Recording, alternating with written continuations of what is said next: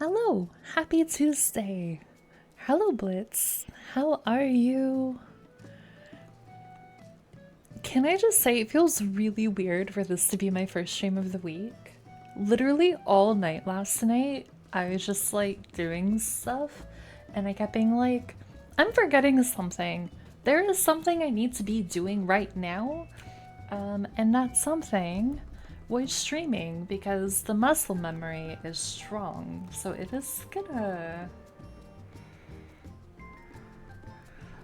it was weird. It's gonna take getting used to for sure. But hello, how is everybody? Sorry, I got distracted by something.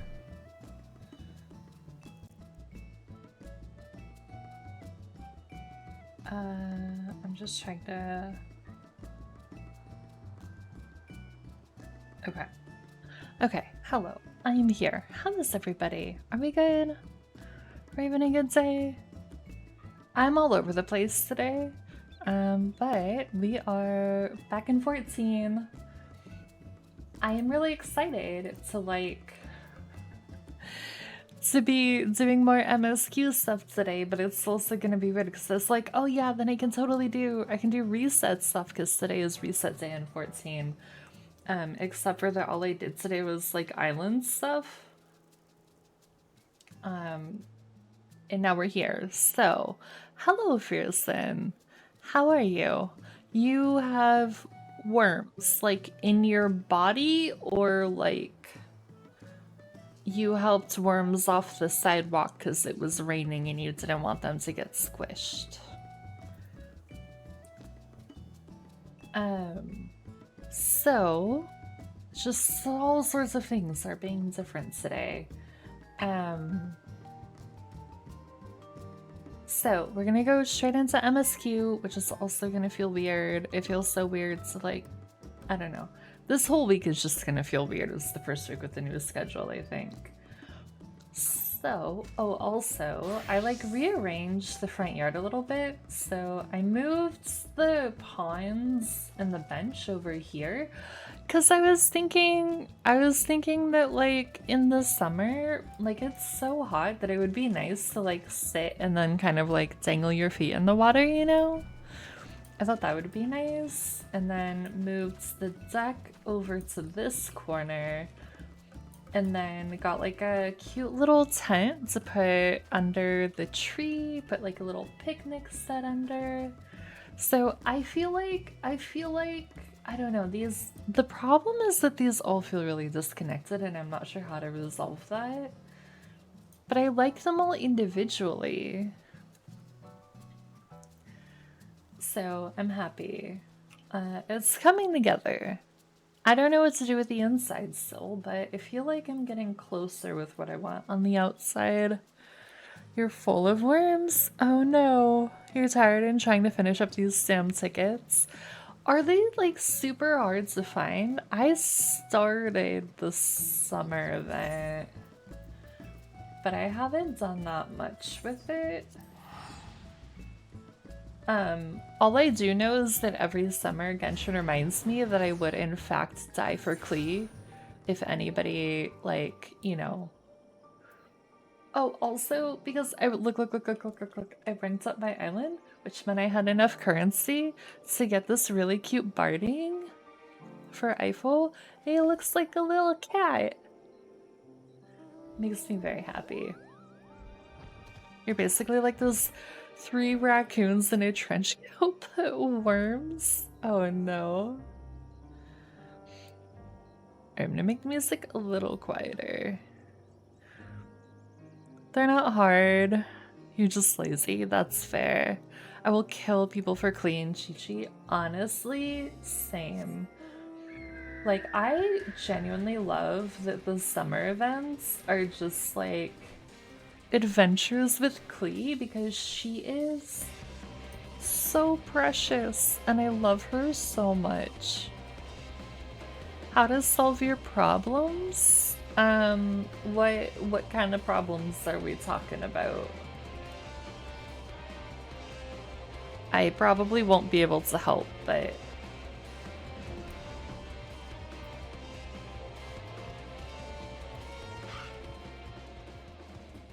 Problem 1. I wish to swipe but have no money. Have you gotten a job yet? I love Hootsuo, but I hate that she messes with Chi-Chi. Yeah. Or commit fraud. Either way. Non-criminal way or criminal way. You know, I don't know. Do what's in your heart.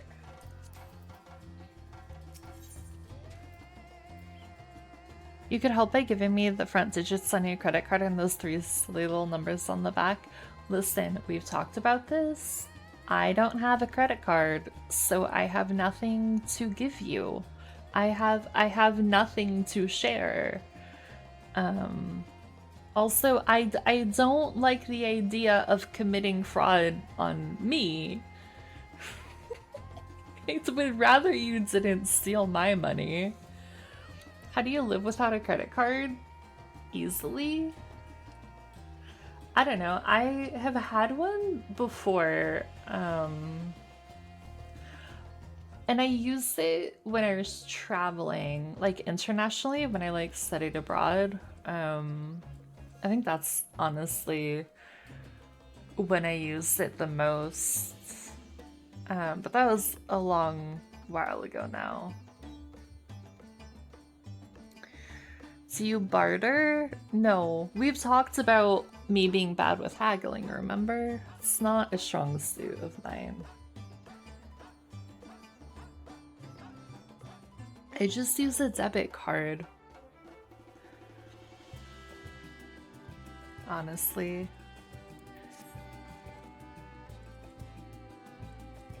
There's nothing more for us here. What of Alzhel's legacy? Has there been word from Nishola and the others? I see. Frustrating, perhaps, but better that the gate be destroyed than used to unleash more void sense. We should return to Negaduta and rejoin the others.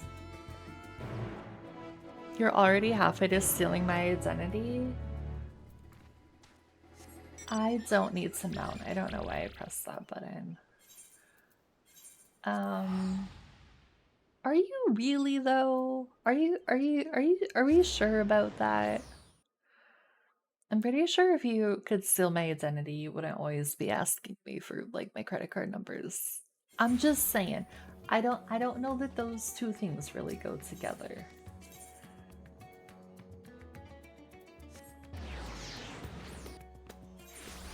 You ask as a formality? Because I don't have a credit card, so what information are you gonna get?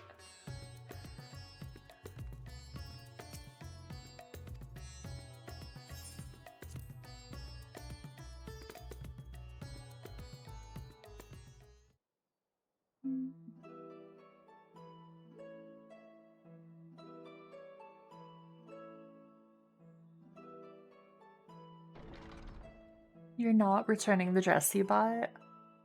Is it pretty?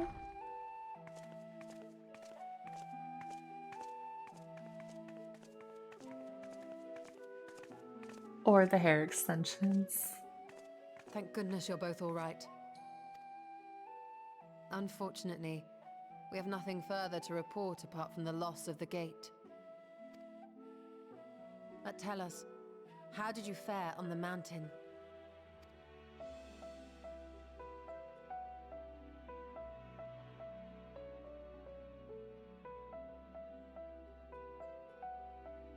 Golbez aspires to deliver void scent unto the source. Of course it's pretty.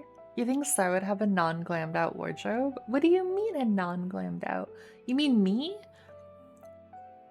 I don't the state of my wardrobe is very sad these days. Where they may die and return to the life stream to be reborn. Far be it for me to deny them, but the cost to our people would be beyond unconscionable. Indeed, void scent themselves are inherently dangerous. Never mind the chaos sure to follow should the barrier twixt our worlds be shattered. 'Twould be naught less than a calamity.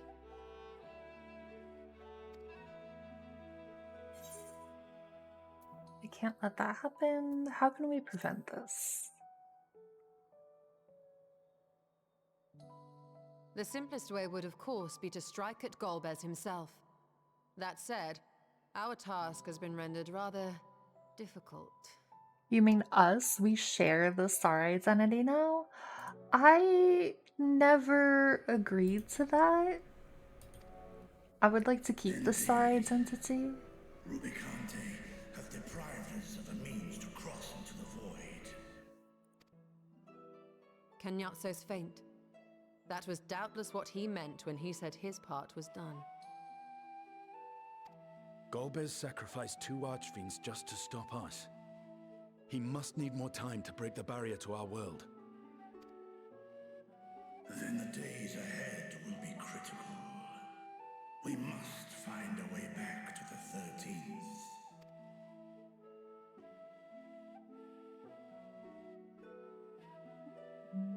We could employ another Atomos, but that approach would only be viable if we found another planar fissure.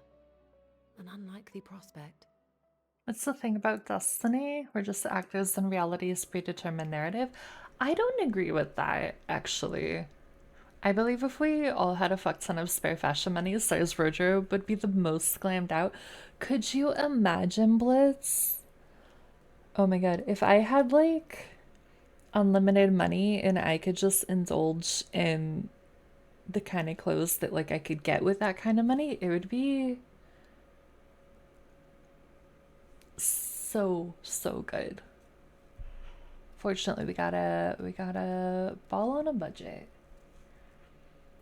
And I'm still even though this past weekend when I went thrifting to kind of try and see if I could start finding some pieces, I didn't end up getting anything right, but I do feel encouraged by like what was there, and that like there was stuff there that I liked, even if it like didn't fit right or like was like the wrong color or whatever. But I think it's possible to build kind of like the vibe that I want in a wardrobe without crazy amounts of money.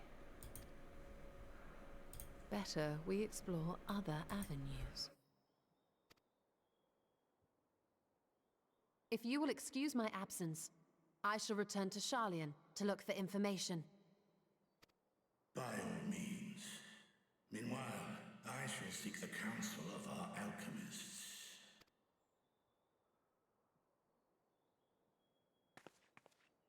Time is of the essence, so wish me luck.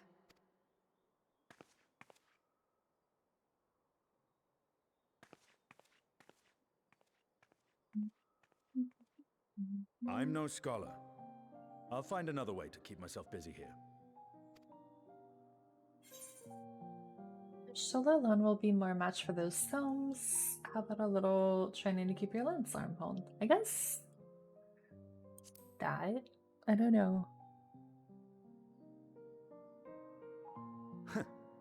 Rest assured, I never shirk my training. I will be ready for whatever awaits.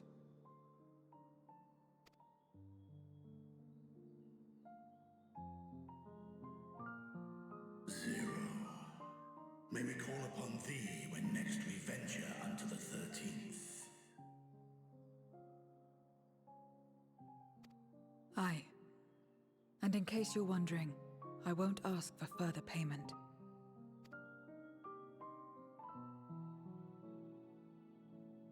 I will go for myself, to try and understand why I spoke the words I said to Rubicante. And the fire I felt within, when you all came to my aid in Garlemald.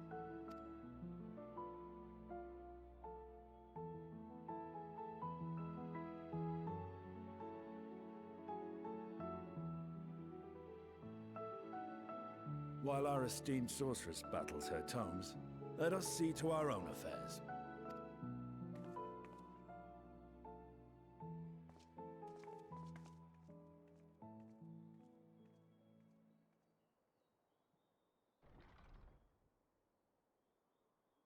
I will not fail you again, sister.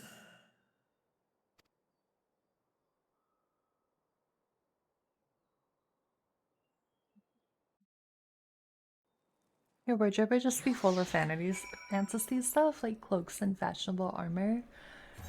Oh my god, could you imagine if you could just like wear cloaks all the time? I would love that, honestly. You can avoid destiny, and mine is to become star. No, no, that's not your destiny. Her look, her perfume, her avoidance of hurting living things, her fists calloused and calcified from numerous orphans' punch. See, but I've never punched an orphan, so maybe you're thinking of a different Stardust? Before you leave, I would once more express my gratitude. By your hand has Thavner been saved yet again. But before you delivered my people, you helped me rediscover hope, when the sight of my sister's eye left me bereft and adrift for a time. We may have lost the gate in Aljail's legacy, but there must be another way to travel to the void, and together we will find it. For now, I bid you rest and recover your strength. I too shall have my vessel improved ahead for our next foray. To achieve his ends, Golbez has sacrificed his 4 generals. Such a ruthless foe is unpredictable in the extreme. But, no matter what he plots, we shall do our utmost to see that he does not succeed. I wonder how we are gonna get back to the 13th.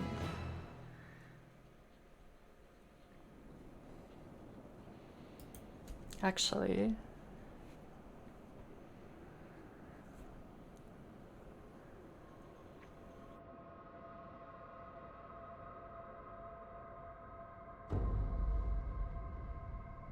Is this a blood moon like in Zelda?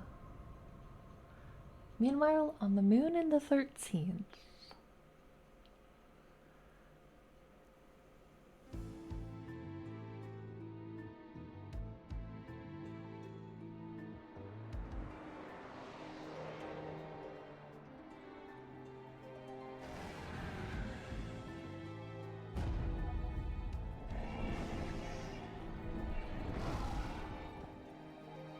Do you think she felt Vitra? Cagnazzo and Rubicante have joined with the great flow. Like when we were all in the 13th, do you think that she felt him at all and she knew that her brother was looking for her?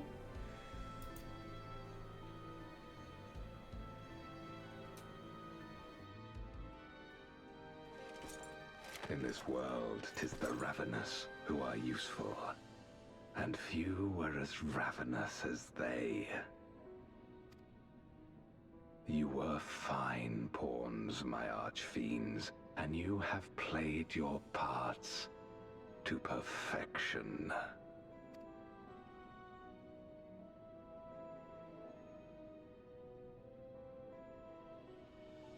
But with the goal in sight, I need no minions to do my bidding. Hereon, I shall walk alone.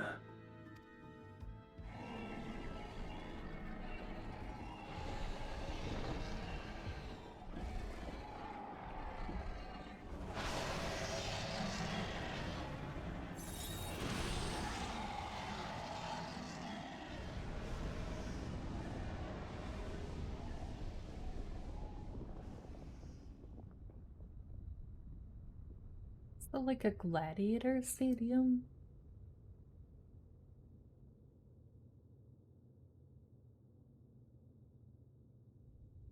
Interesting. I have a lot of questions.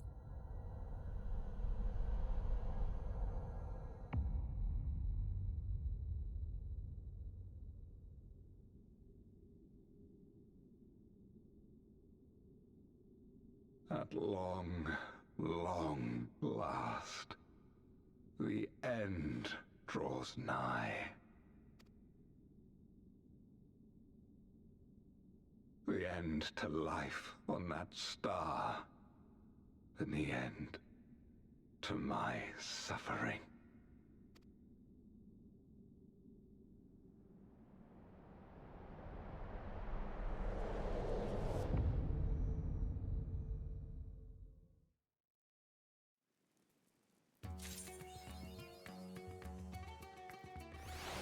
Maybe. We do get to meet Golbez today. That would be exciting.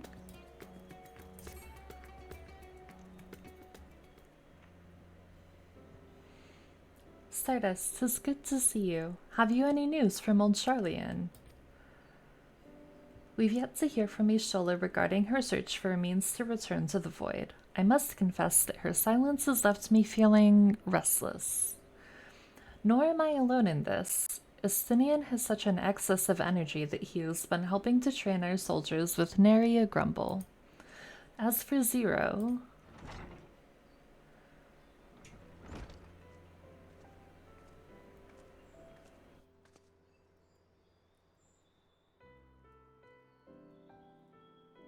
Is something the matter?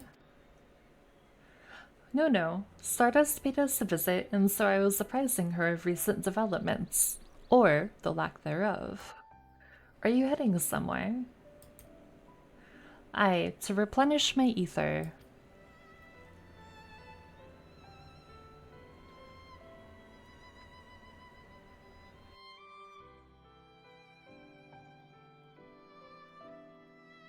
Would you like to come?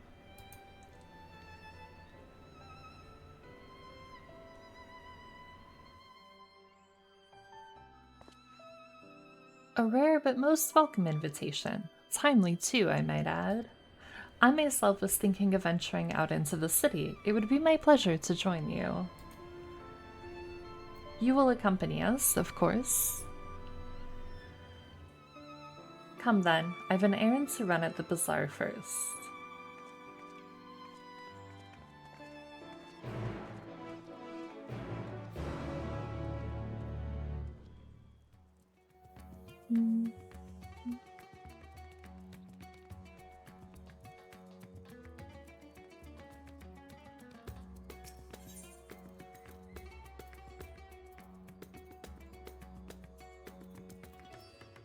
It's just main Aetheryte's fine.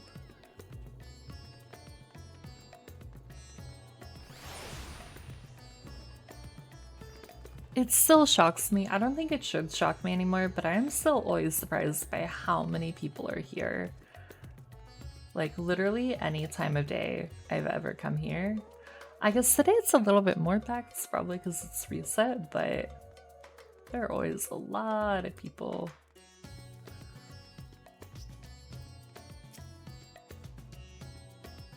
I'm picking up some more spice. Mariah told me to do so before my next visit.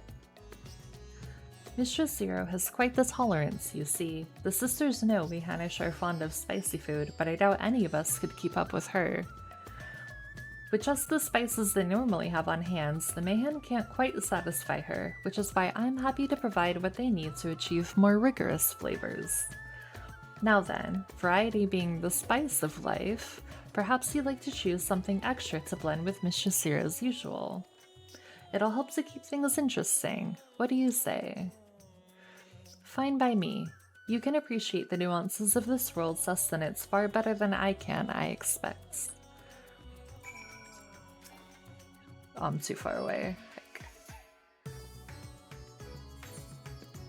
Okay, so we could choose the lustrous crimson powder, the aromatic black corns, the little red husks, or the coarse yellow flakes. I'm gonna go with the crimson powder. Bright red in color, this powder is hot just to look at. It will likely induce a healthy sweat when consumed.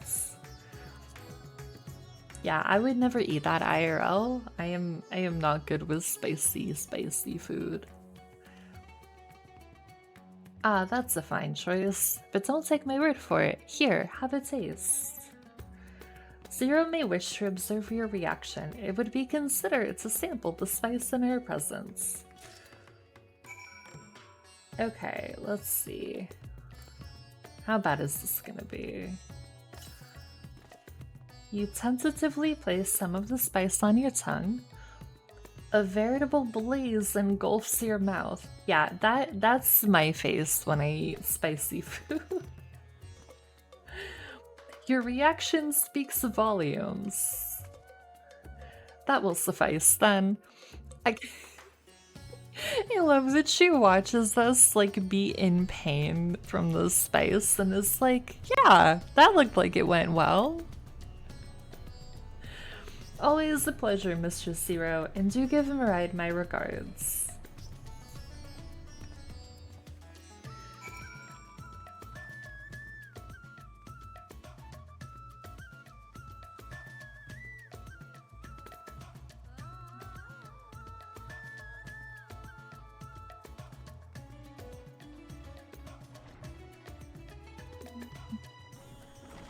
Oh my gosh, hello Rifts! Oh my god, your dancer outfit, I forgot. It looks so good. How are you? Oh my god, wait, is that just the hempen? I'm gonna... Oh my god, that looks so good. It's not fair how it looks on some of the some of the races. Oh my gosh, I love that. And the sneakers too, it's so good.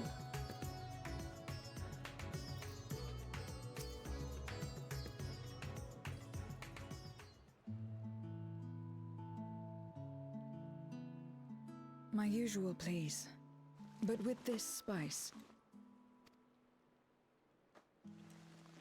Of course, Zero. It would be my pleasure. Well now, this is enough to make a whole kettle of your special curry. I don't need that much. Rest assured, it's easy enough to make a serving just for you. Or we could make the kettle and share it. There would be enough not only for your companions but other diners as well. I dare say everyone will be delighted. Very well. A full kettle, then. I think I've said this before, but I just really love that everyone in Radzat Han is just kind of like collectively adopted Zero. It makes me so happy. Excellent. We'll prepare it at once. And for your excellency and our esteemed adventurer, are you happy to try a bowl of Zero's curry? We can make yours milder if you prefer. Grateful though I am for the offer, I cannot fully appreciate the flavor with this vessel. Another time, perhaps. Do not hold back on my account, my friend. Eat and enjoy.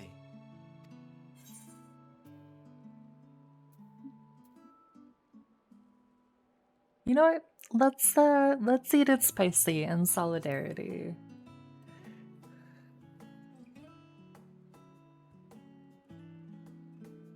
Understood. Please, make yourselves comfortable. I'll probably end up regretting this, to be fair.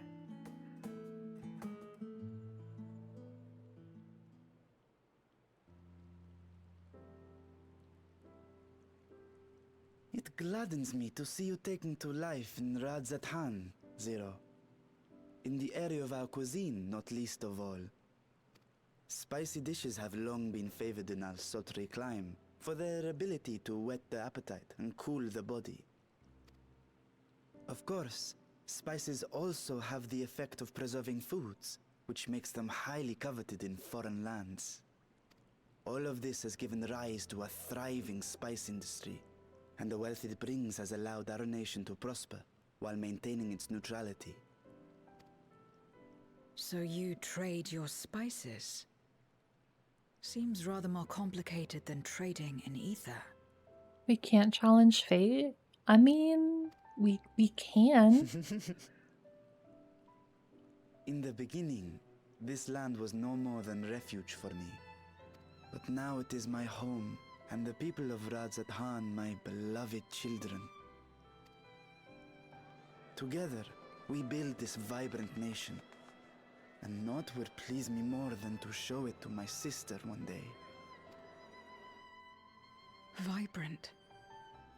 Rubicante said the same when he described this world. Why do I pour myself best from 2-liter bottles of Pepsi Crystal? What is Pepsi Crystal? I know not why, it is simply fate. Or hear me out. Bad decision making to take a bath in soda. Hello, Rifts. How are you? Thank you for the 4 months. I appreciate it.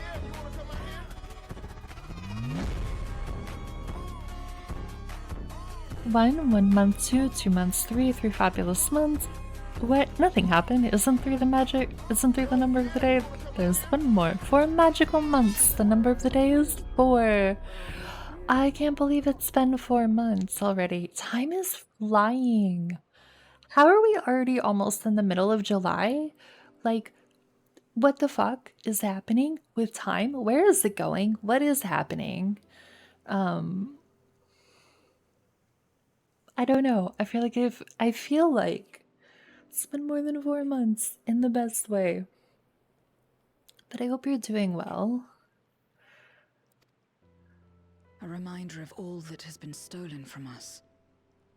What many who remember doubtless yearn to take back.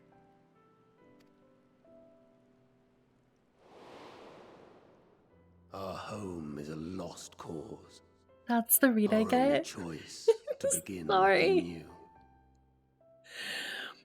I think the last time I watched Sesame Street, I was probably like 5 or 6.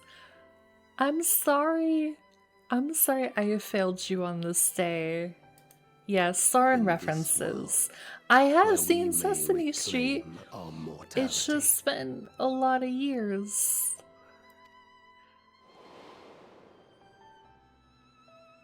Nonetheless, it's wrong to damn another to save yourself.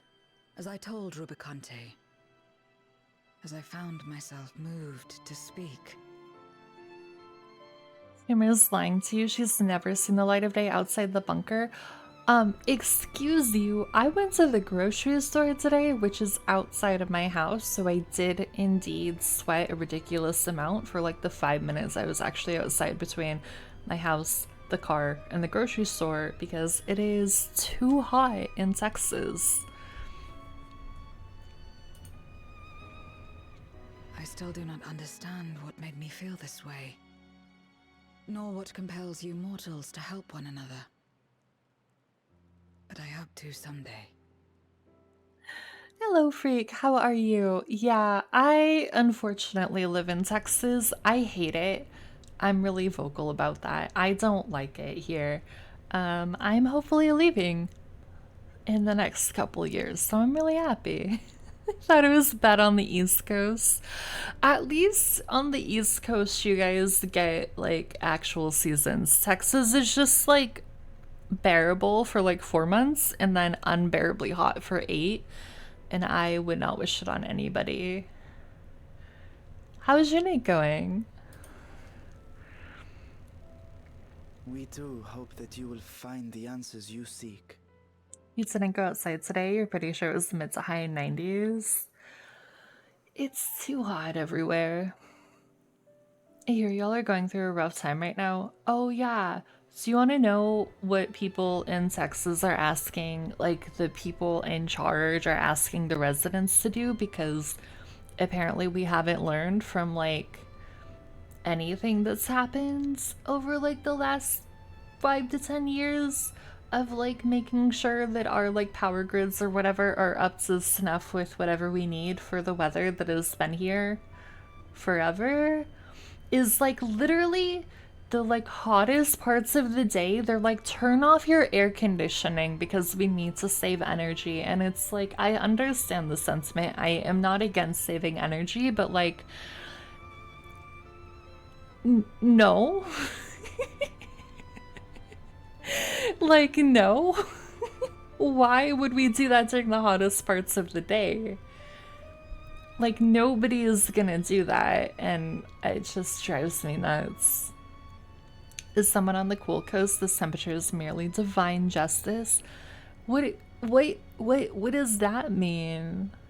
It's 60 degrees where you are? Oh my gosh.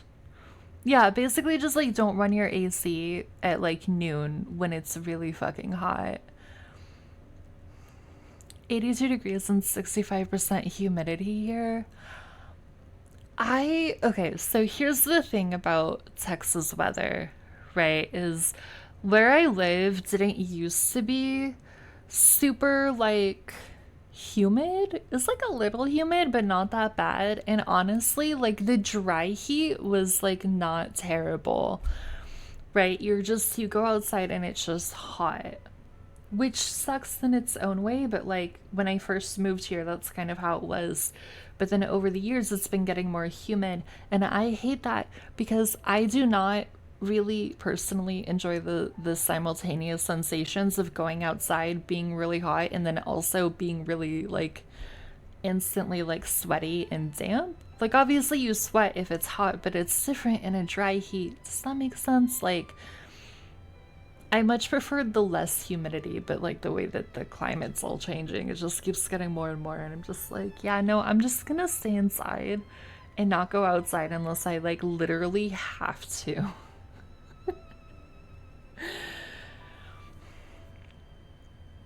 Texas is literally on its own power grid, yeah, which does not serve us well ever, in my personal opinion. Yeah, one for East and West, but Texas was like, yeah, we got this. We're totally fine. He lived in Georgia for a year, high temps and humidity. Yeah, it's a lot. And like, I grew up in Seattle. So like, I have vivid memories of like playing soccer during the summer as a kid, and it would get maybe like 80 degrees and like just laying down on the grass because I felt like I was just gonna like pass out. Like it was too hot. You know, so like I wasn't built for this weather. I was built for like cool weather and rain, and like that's where I thrive. And so I'm just like, um yeah, I don't like Texas. The weather is part of it. Another West Coast kid. Yeah, I miss the Pacific Northwest. I have always, like, I visited over the years since moving away, and it just, like, always feels like home. Like, more home than, like, where I live to a degree. Your state voted for hellscape capitalism? Texas is just weird. It's a whole thing. Texas is a lot.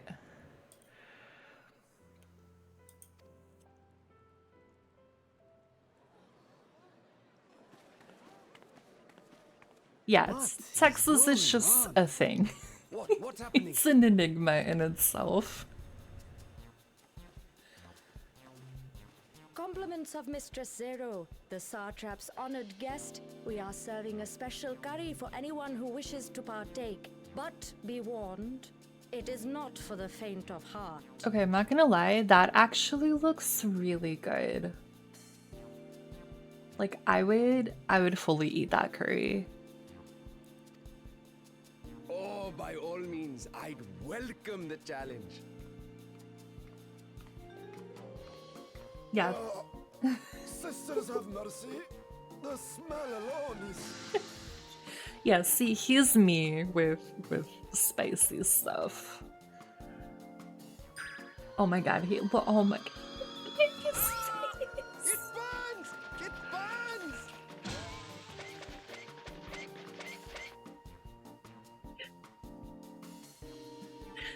Just watch Zero's gonna eat it and be like, To better maintain the facade, no reaction. the alchemist ensured that my vessel was capable of consuming food. Right, the naan looks so good. However, I fear Zero's curry would test the limits of their design. Apologies for the delay. Please relax and enjoy your meal.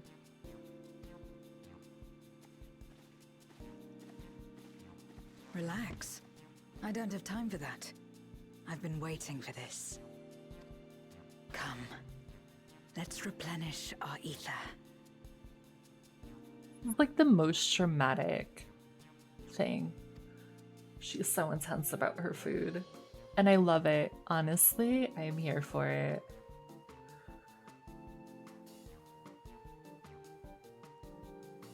Oh my god, everybody is just passed out from the spice.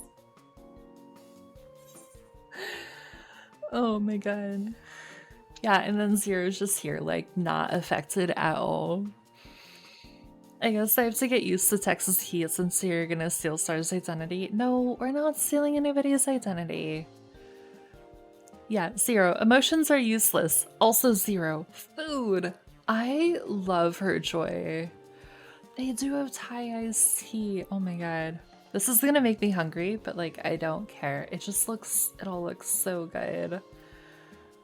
My whole life flashed before my eyes and it was exhilarating. I thought the spices we picked were perfect. I'm gonna say that one. That one's really cute.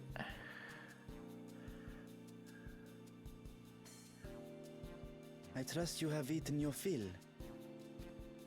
I shall have Marit prepare a meal for us to take to Estinian. I suspect he too is overdue a replenishment. You thought it was a caramel latte? That would also be really good. Come, let us pay him a visit.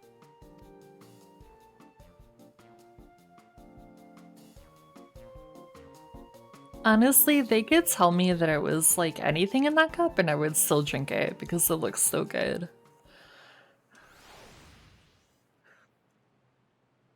The spicy curry has left you slightly flushed and set your heart racing. Whatever challenges await, you are ready to face them head on and with feeling.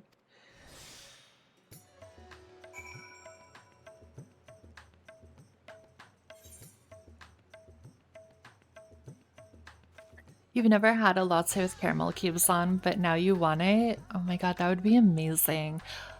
I'm actually, so speaking of coffee, I'm like really excited because I saw a TikTok video about making your own coffee creamer. And I've never done that before, but it looked really good. And if it is, like if it tastes good, it would be way cheaper than like buying it. So I'm really excited. I think I'm gonna make it like maybe tomorrow. So I think I'm almost out of like what I have from the store. One caramel pumpkin spice cyanide frap half calf coming up. No, no. Don't put cyanide in there. But the rest of it sounds honestly amazing.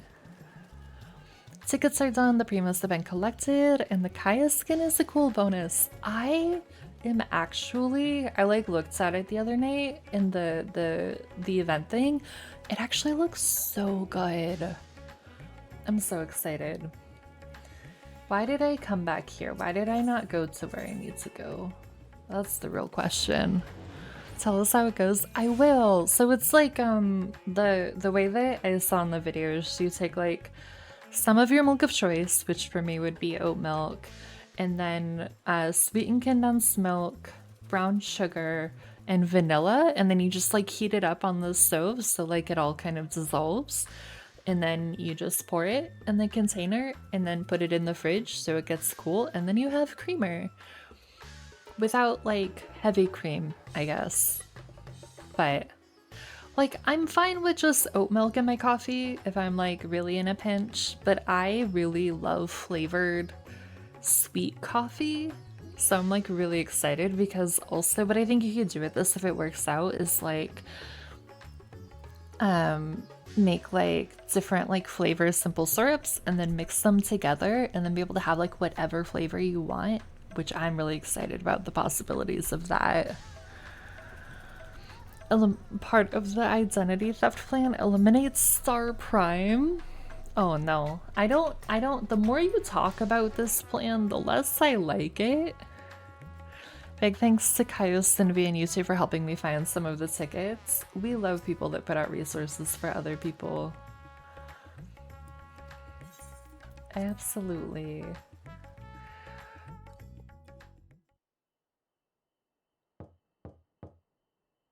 Estinian, are you there? We've brought something for you. Enter. Are you okay?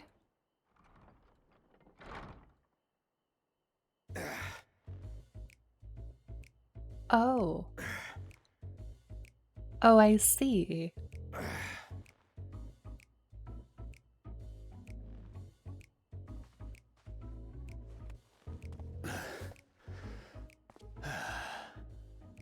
Squid masala from the Mehane. I thought you might enjoy it. Okay, sorry, take care of Starboy. No, I don't want to go out Rafi style. You see, yeah, I'm not commenting on what's happening. I'm having a very normal. I'm just. Yeah, yeah.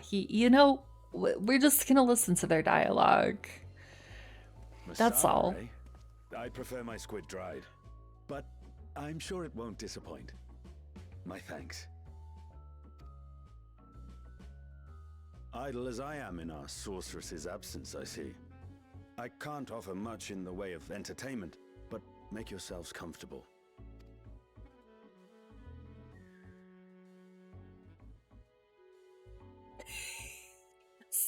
Just staring at him. Oh my god, this is amazing. Shall we disrobe as well? Oh my god. Oh my god, I love her. She is so precious.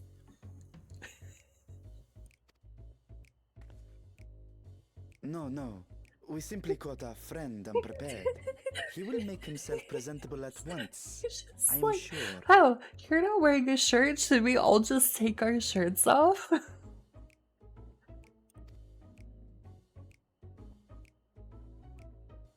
Oh my god, this is amazing. This is so good.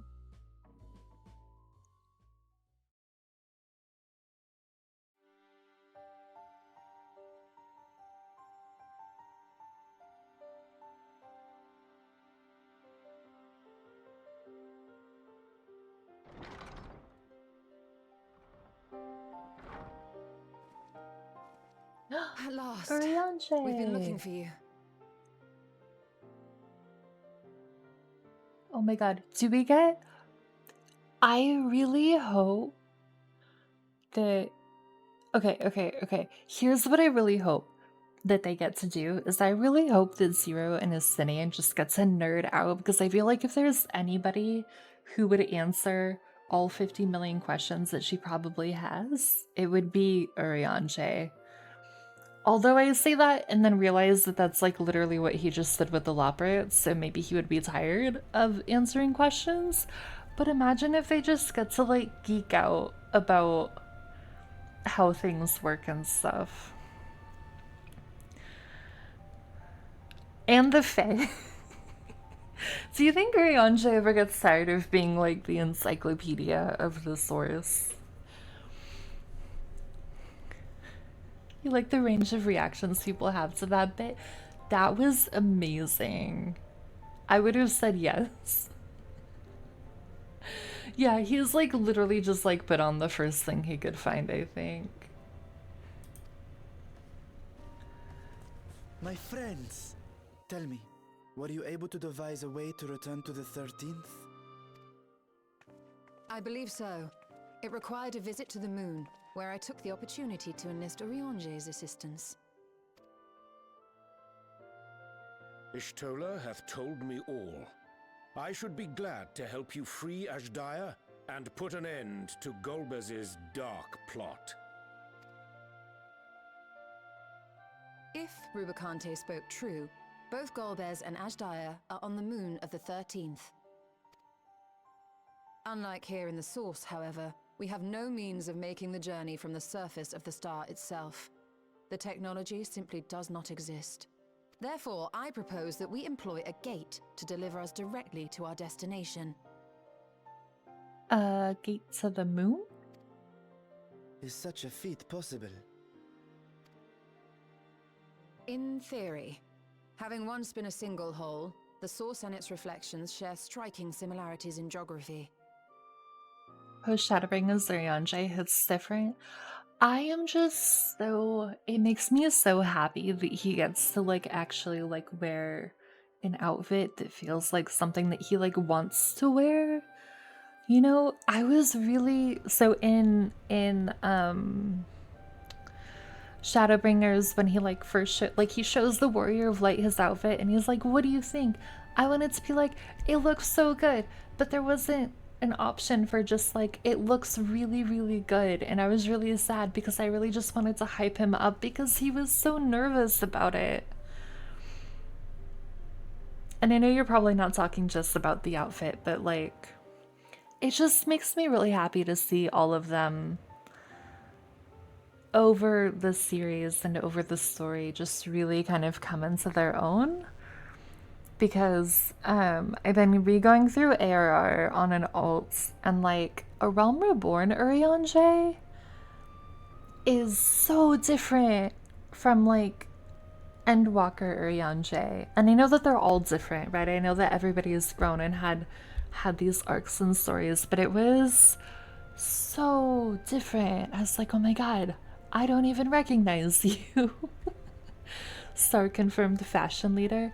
I got that title not last week, but the week before. I was really excited because I got my first 100 on Fashion Report, and it was really special to me. I know people probably get hundreds all the time. That was my point. He got so much development in Shadowbringers. He really, really did.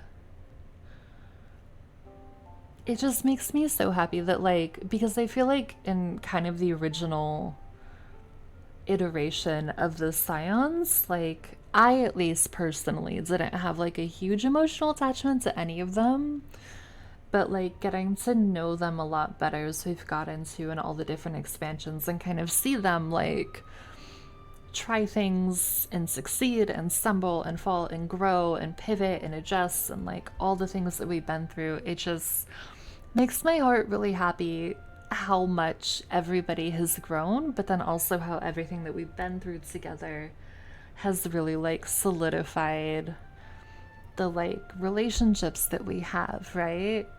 I just love it. I love the Scions. If you asked me in A Realm Reborn if I love them, I don't know that I would have said yes. But after everything, I absolutely do. And according to a certain someone who unceremoniously whisked us away to the first, the same locations across the worlds are intrinsically bound. All of which is to say, were we to pass through a gate on the Source's moon, it should lead us to the moon of the 13th. I mean, that's... I know we have to figure out how to there is the do risk it. of Voidsent gaining entry to our world. Thus did I decide to seek Urianger's counsel. But that seems easy enough. Both the Watcher and the Loporrits are aware of our proposed endeavor. While they are yet deliberating precautionary measures, they have pledged their full cooperation. The MSQ of this game is so good. It really is. And like, I am of the mind that because I've talked about this before, but like A Realm Reborn did not grab me. Like, I didn't really actually start getting super invested or interested in the story until Heavensward. But then from Heavensward on, I feel like it's just gotten better and better and better. And that makes me really excited. And I really like the way that it kind of grows and progresses, and the way that the stakes keep kind of getting a little bit higher and a little bit higher without it feeling like absurd, you know? Because it could go like, there's a podcast that I really like listening to called King Falls AM that I think in like their 4th or 5th season, maybe, I don't remember what season, but like a ways into the story, it kind of went from this like very believable stakes are increasing to like, they went so far that it like, just to me at least, it felt like, why? Like, now what are we doing? This isn't the thing. Like, we were fighting, I don't know, let's just say like we were fighting ghosts in the woods and now we're fighting God, like that kind of jump. But I feel like 14 has done a really good job of like, everything kind of like creeps up, and obviously, right, Endwalker and Medion and all of that stuff is very like big, but it feels right? It makes sense in the story, and I think that they were able to do that is kind of incredible.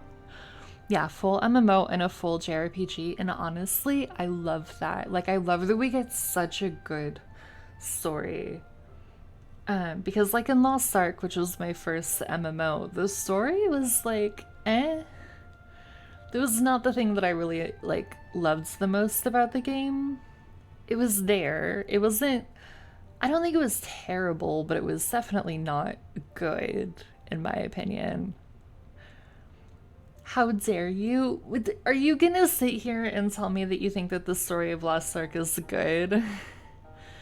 I do love Thyrain, though. I'm still really mad that we couldn't, like, actually marry him after finishing all of his reputation stuff, because I absolutely would have. But that's a story for another day. Is Lord of the Rings like Star Wars? It's just, it's all over the place, and it's like, I don't know, it just never, like it was fine, but it wasn't, like, amazing, right? I liked a lot of other things about Lost Ark. The story was not, like, the main driving factor for me in that game.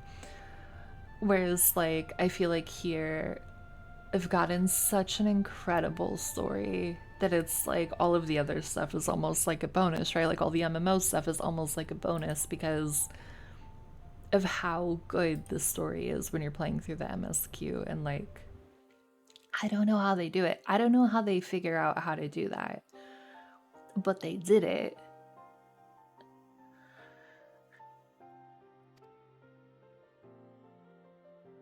You've been busy. I presume you've also found a way to open this gate.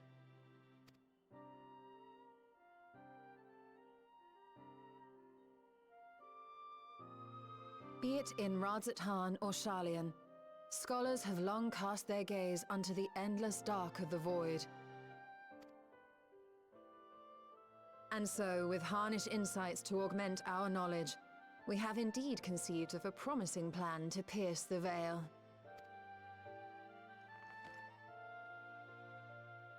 A plan I am confident will succeed, precisely because the moon is our stage.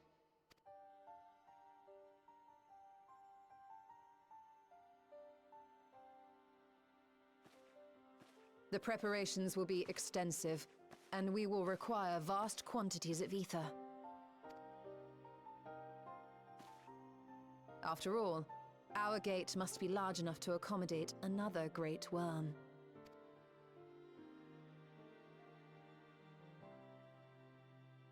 I love how she's just like so My confident proposal that we're gonna bring entails back his delivering copious sister. amounts of ether to the Tower of Babel in Garlemald. As you will recall, Fandaniel used the structure to destroy the Brand's imprisoning Zodiac, and we, in like manner, will use it to channel ether to the moon, and thereby open our gate. I see. Then we shall need someone on the moon for the necessary rituals. Here's the veil, like the bands. I guess that is the band, eh? Just so, Your Excellency. I intend to head back anon for that very purpose, as well as to help devise our strategy to deal with invading Voidsent. Okay, so this is really exciting, except for the terrifying thought that I just had, because Golbez wants to take our world, right? And that, like, if we open a gate this big, what is to stop him from just going through it, you know? Because I feel like he would know when the gate's made. I don't know. I'm like excited, nervous. Along with our lunar allies, we will once again require the assistance of your alchemists, Nidana not least of all. Yeah, it'll be totally fine. Nothing will go wrong. Everything will go to plan. Easy peasy. May I trouble you to serve as their escort?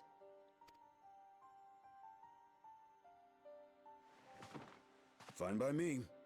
The room was beginning to feel constraining. For my part, I shall oversee the requisite tasks on the star. Might I prevail upon you for your assistance?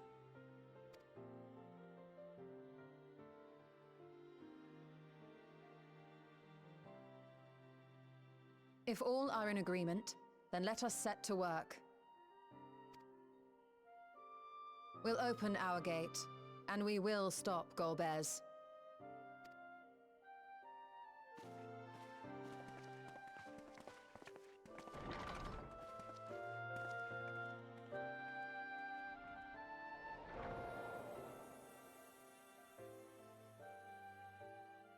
I mean, if we can pull this off without anything going wrong, that'll be really, really nice.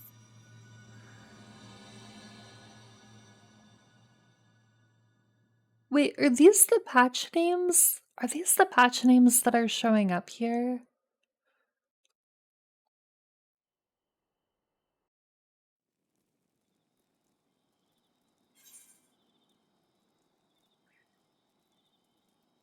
Okay, so we can have urchin pasta, a melon pie, gyros, or pianola tomato salad. I think the melon pie. I like that one. It is. I wonder why they've started doing that, because that's new to just post-endwalker, right?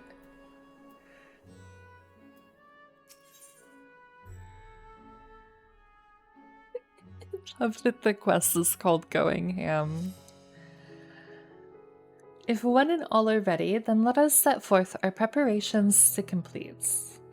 If I may, I beg a moment to exchange this vessel for its grown counterpart. It is in the keeping of alchemists of the High Crucible. Of course, we shall accompany thee thither and thence begin our journey. Is the Dark Throne... That's not the newest patch, right?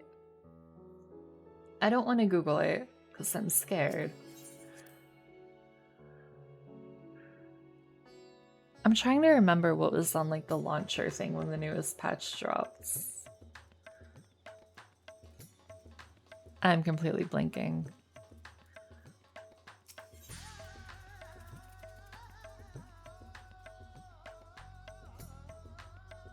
Where am I going? Nope, nope, not wherever I clicked, because I just clicked the random Ethernet. Okay. Oh, it is. Oh no. Oh no, I don't know that I'm ready to be on the most recent patch. What about patch names? In the like lower right, a few times as we've been going through the post-endwalker MSQ, it'll have like a phrase, right? Not like an expansion name, but like, for example, it just said the Dark Throne, and then I was like, oh, is that the patch name? And Freak said yes, and that now we're on the most recent patch, and I don't know how I feel about this.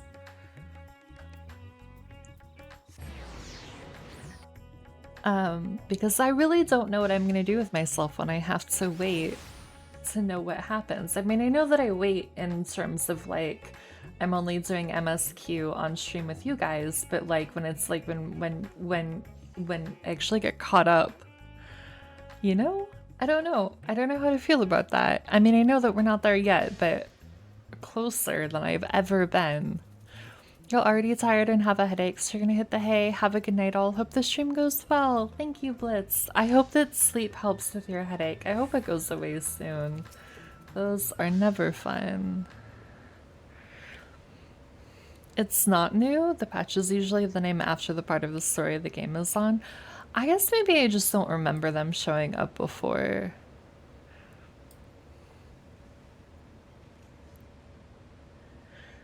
My apologies for the delay. My, that is a striking simulacrum indeed. Well suited to the work ahead, I doubt not. Allow me to explain Ishola's plan in greater detail.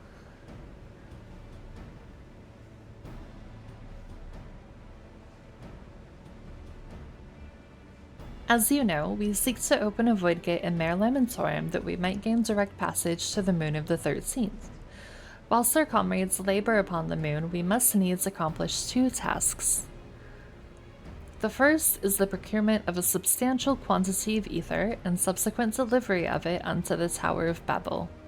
Said structure was once used to siphon the land's essence by way of the Telafroy's spires.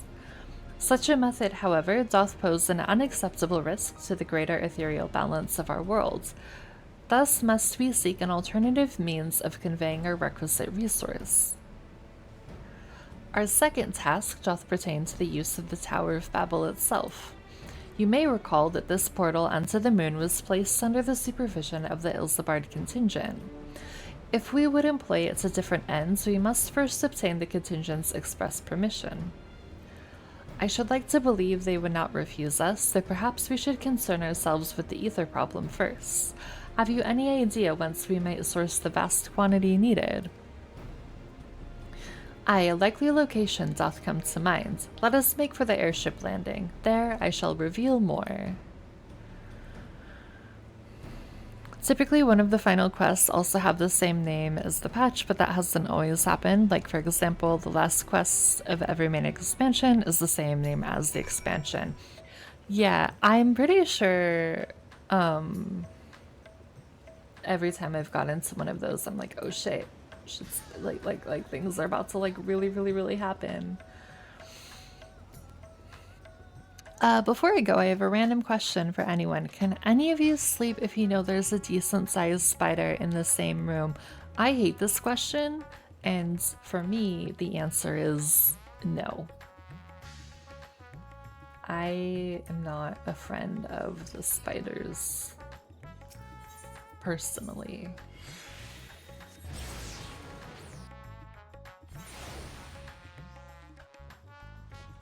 I don't think I've ever actually been to the airship landing here. This is really cute. All are present and accounted for. Excellent. We shall travel to Charlian and then seek the nearby Isle of Ham. Near unto the surface of this isle do rivers of ether converge. The churning energy of this confluence is released by the way of geysers. Originally, the Ragnarok was to be powered by ether harvested from the isle, but as you know, an alternative power source was ultimately found for the vessel. Passage unto Ultima Thule, to the very limits of existence, was facilitated by not less than the strength of the Mother Crystal herself.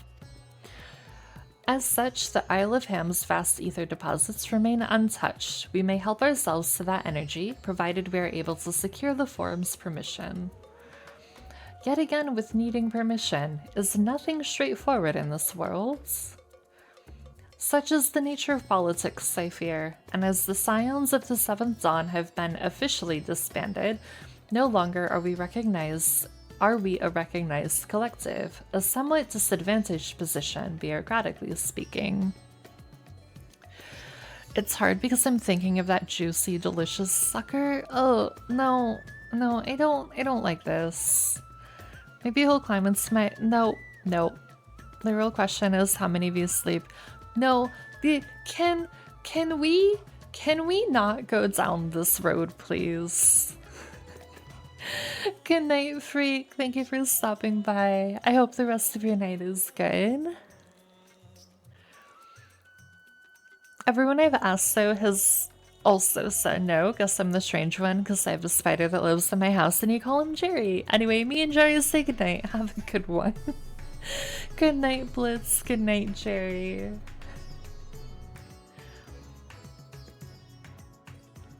Fortunately, however, there is a recognized and respected body upon which we might prevail, the students of Baldesian. Upon arriving in Charlian, let us seek our friends at the Annex.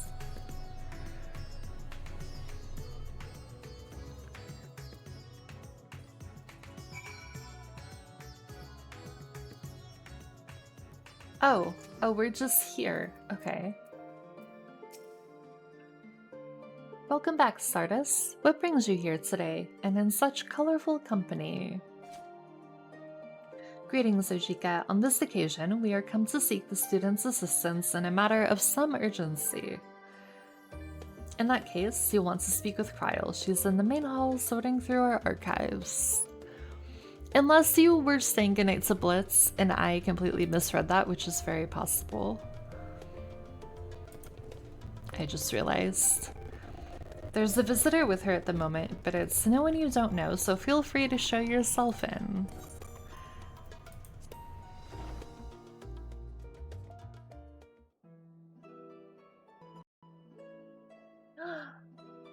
Wait, we get to do more with Aaronville? I love him. I'm so excited.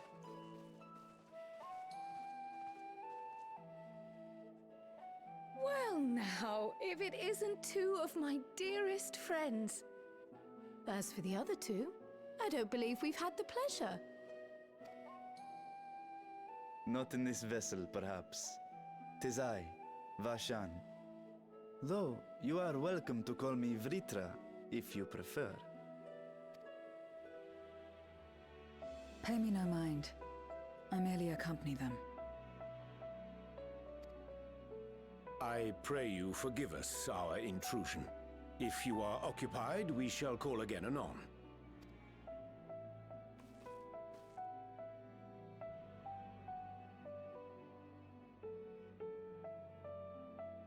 It's quite all right. We've just finished swapping all our secrets anyway. Erenville occasionally comes and shares the latest Gleaner gossip, you see. From forgotten ruins to mysterious relics, if there's aught that might be of interest to the students, he kindly lets us know. Alas, I must soon depart on an expedition. As I may be away for an extended period, I wish to give Kryl fair warning. Hence my visit today. I see. There are specimens that want for procuring, I presume? No, it isn't guildship business, but rather... homecoming.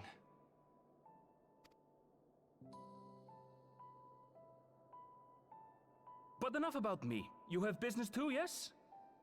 And I'm in the way. No, but we can hear about your business too.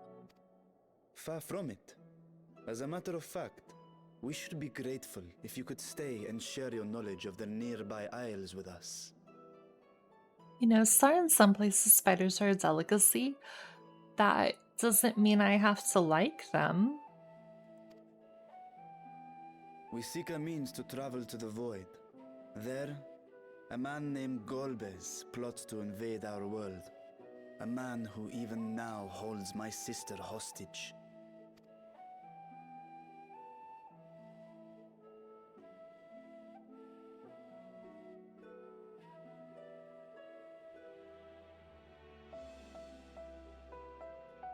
To that end, we require a great quantity of ether, which we understand may be had on the Isle of Ham. We came in the hope of exploring how it might best be procured. An invasion from the 13th? Must the stakes always be so dramatic? You have a knack for finding trouble. If Gleaners collected world-ending crises, you could make quite a name for yourself in our profession. It's true the Isle of Ham is a veritable font of ether, but as it's under the Forum's direct jurisdiction, only a privileged few get to set foot there. I myself haven't. So if we want to help ourselves to the Isle's ether, we'll need to secure the Forum's permission.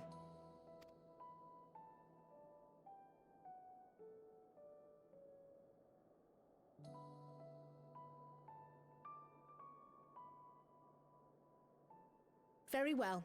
The students of Baldessian recognize your endeavors as combating a grave threat to the world. As representative, I hereby pledge our full assistance. Now that it's official, you may leave the politics and paperwork to me. Our operations remain small, but we shouldn't meet any undue resistance. We are truly grateful.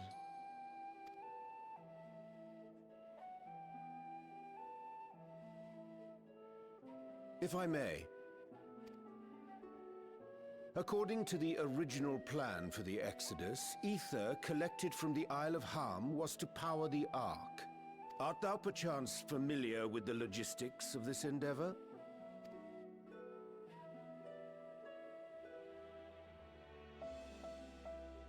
I don't know anything about that, I'm afraid. Nor do I think any Gleaner would. You might have better luck asking someone involved with the Ark's construction. Margaret, for instance. She's a researcher in Charlene Hamlet. I met with her for a job recently, and she mentioned working on the Ragnarok's propulsion system. You could do worse than to seek her out while awaiting the Forum's verdict. We may well do just that. our gratitude for thine advice, and may this threat be but a memory upon thy return. You're quite welcome. Now then, if you'll excuse me.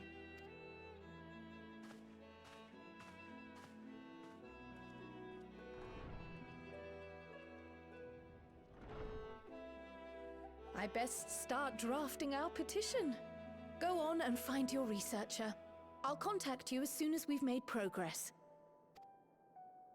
Let us leave matters here to Mistress Kryl, and hie ourselves to Labyrinthos.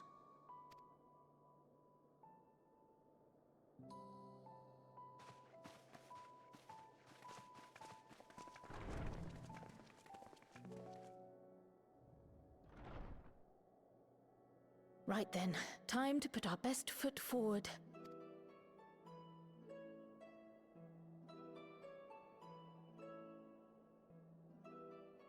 Oh. A pity you can't tidy yourself. I should have had Ishtola enchant you when I had the chance.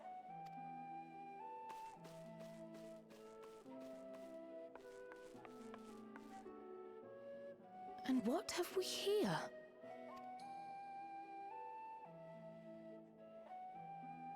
Later, Kryl, later. You've work to do. He has better impulse control than I do. I'll just say that.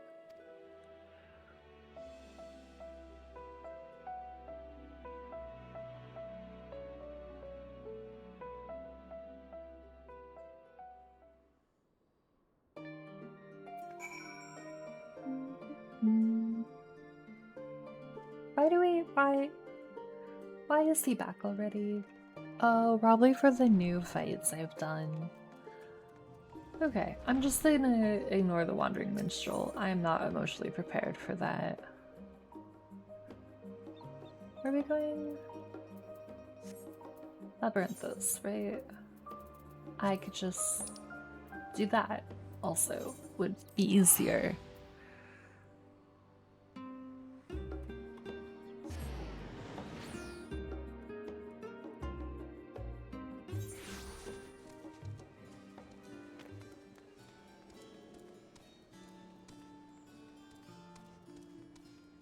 You know, as cute as this Barding is from the island, I don't know that it's my favorite. I'll also get the other island one and see what that one looks like at some point.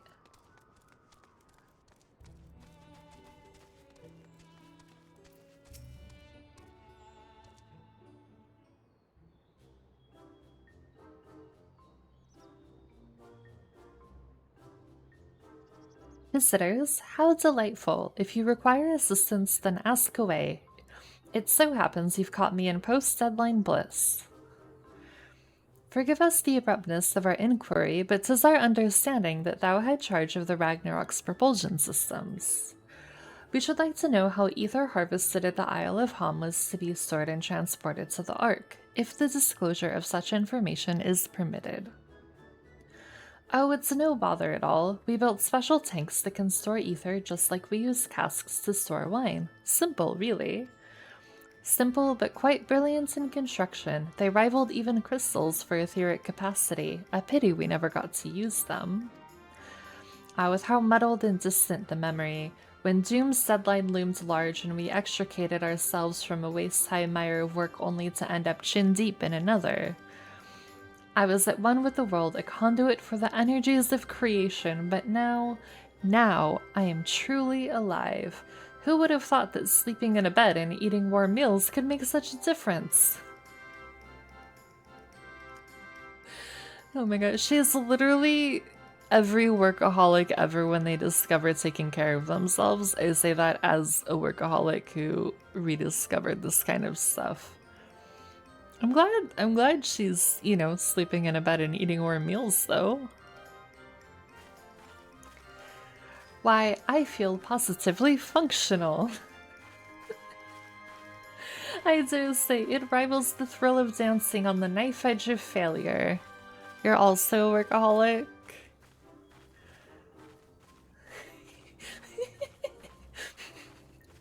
Just love everybody's faces. We are glad for you. Quite. On the subject of the ether tanks, do you know what became of them?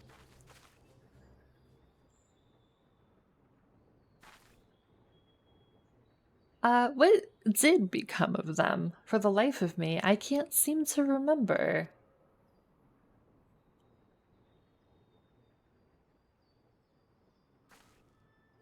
Oh, but I do remember someone who might remember. He should be back by now. Just look for the fellow wearing an outfit that screams, "I've been on vacation and you haven't." Very well, we shall seek out this conspicuous colleague of thine. Our sincerest gratitude, Margaret, and do look after thyself. She's just existing in her own world, and I'm happy for her.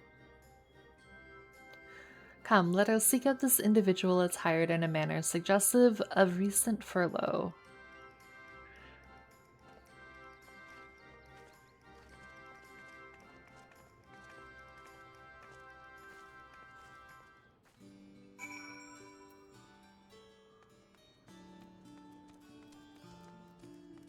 Well, I'm really just excited to get the shorts with the bandana from the island, but I think I have a long ways to go leveling until those are available.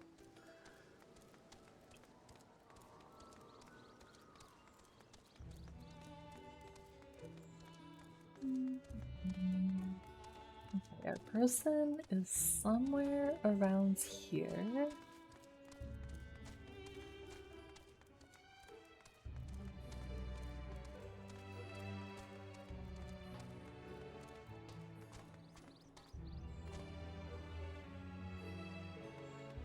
He's not even holding his own book.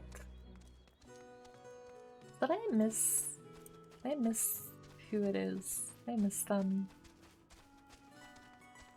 I can't go in there.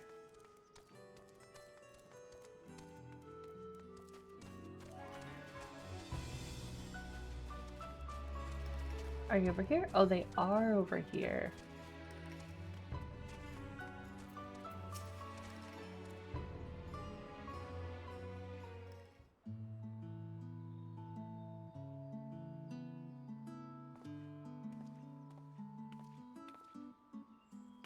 That face that launched our teeny tiny toy boat. How have you been, Stardust? Able to catch a bit of rest?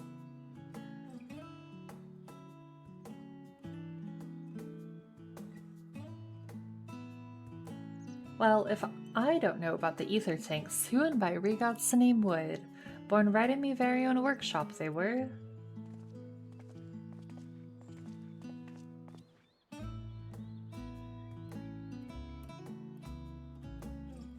A pleasure as always, Mr. Coco. I trust thy respite proves rejuvenating. And then some, but I won't bore you with the details, at least not without a drink in me. So, why the interest in our little old tanks? Permit me to explain.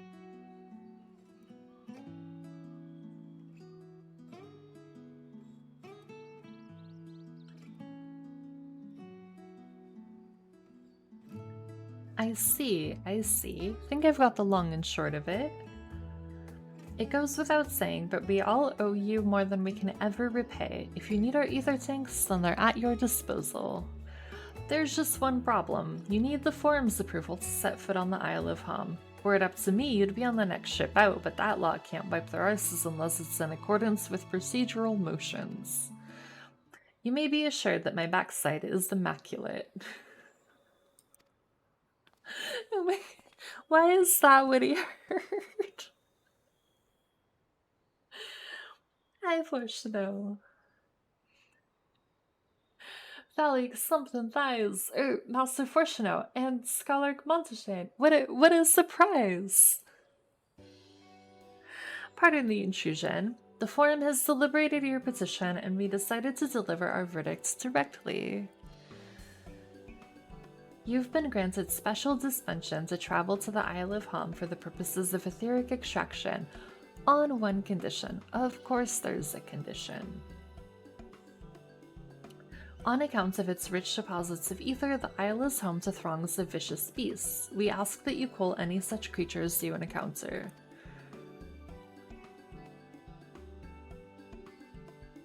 That's all. Given the vast amount of ether we seek, I expected a far higher price. Oh, believe me, we do not underestimate the value of what you desire. Nay, we simply owe the students of Valdesian and their esteemed collaborators a debt of gratitude, and we felt that expediting your request was a suitable way to repay it. A debt of gratitude. We have taken the liberty of arranging your passage to the Isle of Hum. Your vessel awaits in Scholar's Harbor. Then I'd better get those ether tanks loaded onto the airship. We'll be ready to take him where you need, assuming it's safe. I shall head back to the annex, but should you need anything else, don't hesitate to call. They wipe and flush, 10 out of 10. Has anyone ever referred to you as the immaculate backside? I do not believe they have.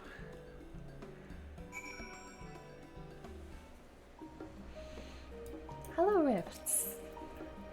Alright, I am going to BRB real quick to grab some more water, and then we will be back. We'll do it part kill, do it. No, I'm not gonna do that. There are boobs incoming if you click the link.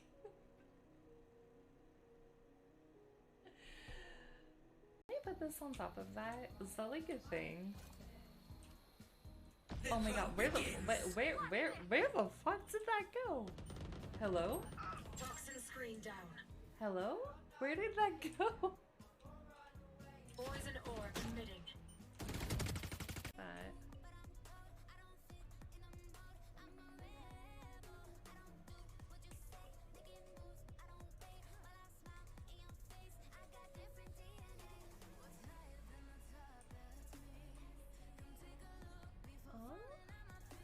Look at the cats. Look at them. Just hanging out and looking at the view. Oh my god, I love that. Do I have it on a high quality? I literally almost walked right by.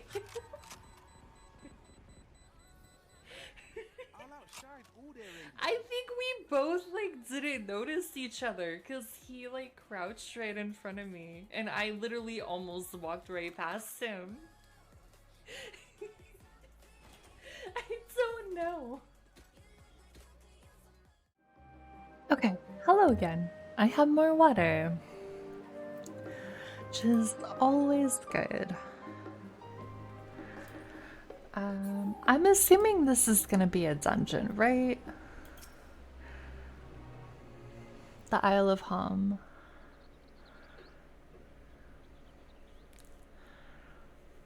Bound for the Isle of Harm.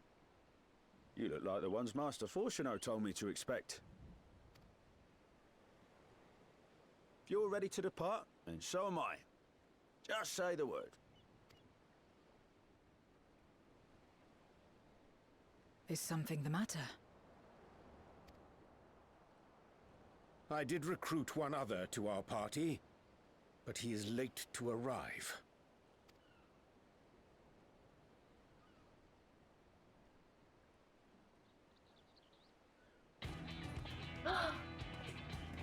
It's Thancred! Oh my god, the gang's getting back together, and I'm so happy.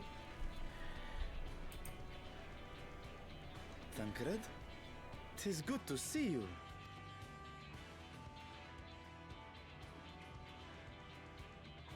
If it isn't Varshan. They do grow up so quickly. Urianje tells me we have a host of exciting new tribulations to face.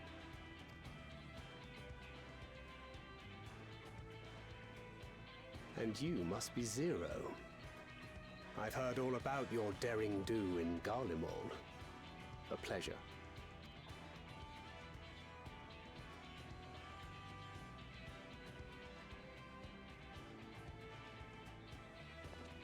Apart from strengthening our company with his redoubtable skill at arms, Thancred may also serve as a mentor in those matters that trouble thee.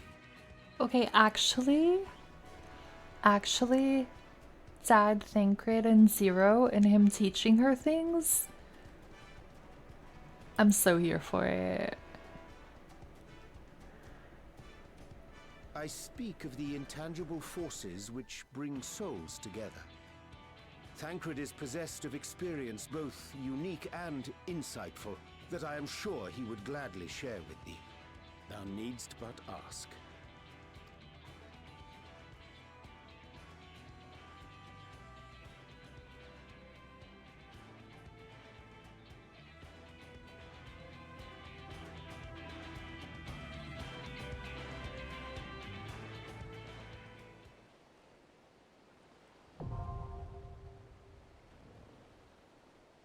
Do you watch anime? I used to watch a lot more than I do. This is the dungeon.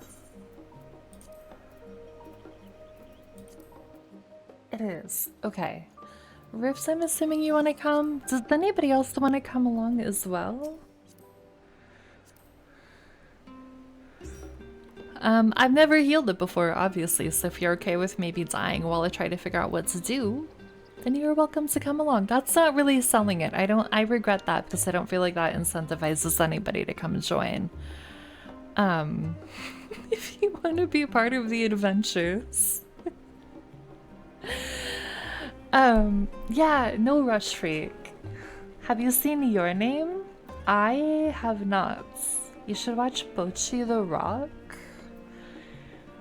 I have never heard of either of those, actually.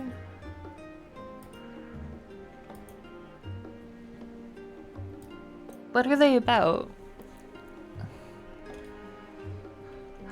Wait. If Zero's here, does Zero become part of the trust system then, or is that just because she's here in the story? I say that like I actually do anything with the trust system. I do not.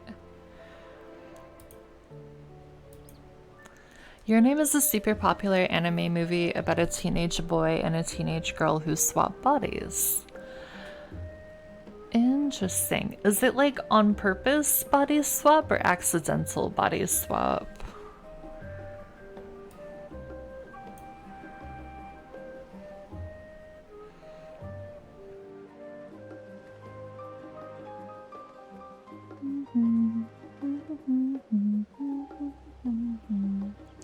Bocchi the Rock is about a teenage girl loner who joins the band to make friends and become famous. It is uncontrolled. Is that good? Oh, for the body swap, it just happens. Okay. Interesting. I'll have to check those out. I used to do like an almost yearly watch of Full Metal Alchemist, and it's been too many years since I've done that. I need to watch it again. I know that's like cliche anime or whatever, but I really loved it as a kid. Your Name is also a love story, mystery drama, and a tiny bit of thriller. Oh, nice. One of your favorite movies? I have started watching more movies again, and honestly, it's like the best thing I've done. I think.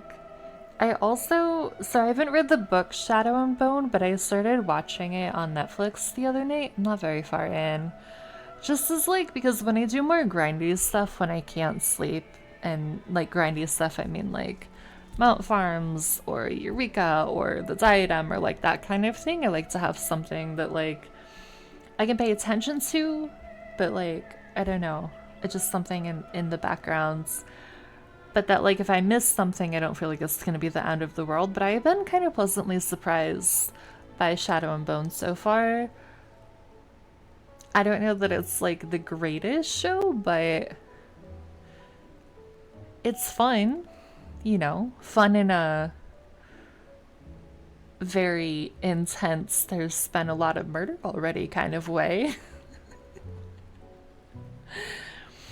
As far as the anime, it's incredibly tame and has a cohesive story. Cohesive story in anime are like oil and water. Sometimes. Did you read all? I did not read the books, so no, I haven't read Shadow and Bone. Actually, one of my favorite animes of all time, which kind of fucked me up as a kid when I watched it, is Serial Experiments Lane. It is so good, but it did a number on my brain.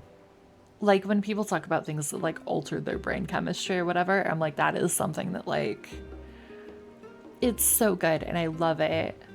To this day, I really, really love it, but it's just like, oh boy. I found it freak at like there's a local like video store, like a Blockbuster, but like a local version where I lived, and I found it I think like in high school just on the shelf, and I was like, oh, that looks cool, and then I watched it and then like, oh my god, you know. I do also really want to watch the is it Bella? The one from last summer with the virtual reality and the girl who sings with like the really, really long, really pretty like reddish pink hair, because that looks really interesting. Actually, that one looks like it would be really good.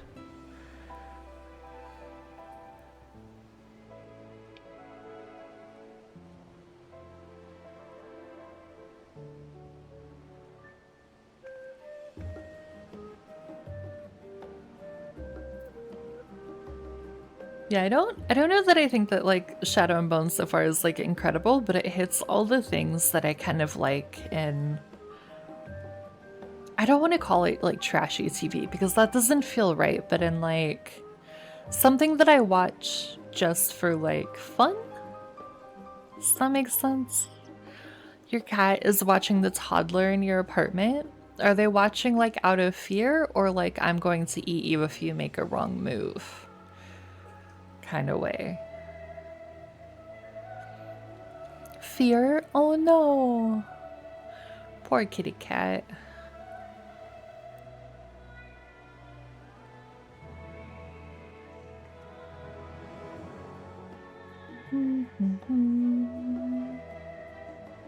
Your cats are harmless except for to you and your wife? Oh no.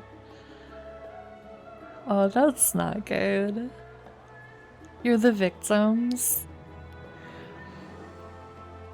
I am so sorry. Hello, freak.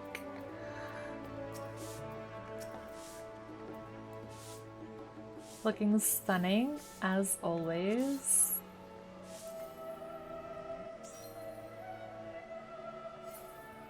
And if we have a tank and a healer, we should get a pretty good queue, right?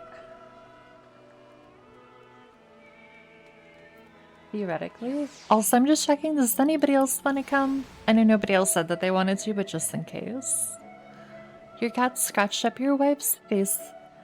Oh no. Granted, they were fighting each other. How did she like try to pull them apart and then one of them just like swiped at her or something? Oh no, she's hot. I know.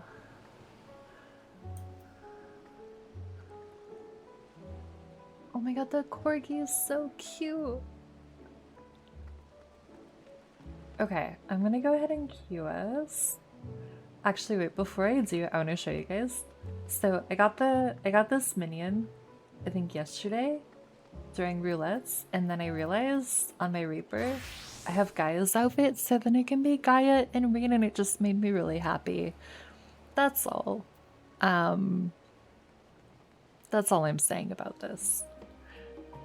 I didn't realize, like, I didn't really put it together. It was just like, oh, I want to summon her because I just got her, and also her minion is so cute. And then I was like, wait a minute. I have Gaia's outfit. The Aetherfront, yes, yeah.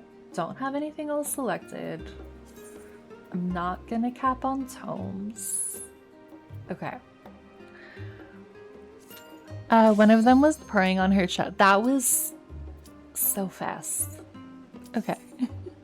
One of them was purring on her chest and the other ran up and smacked him. And then he launched himself off. Oh gosh. That's a lot. We love Gaia and Rain. They're so precious. You cannot convince me that like they are not a thing after that whole storyline. You do have to hop after this, getting sleepy? No worries. Oh, wait. Oh, wait, this is the one with the polar bears. Okay, then I have seen, I think, Francesca and Aristotle run through this on their streams. But that doesn't mean that I remember a lot of what happened. And obviously watching is different than going through, but...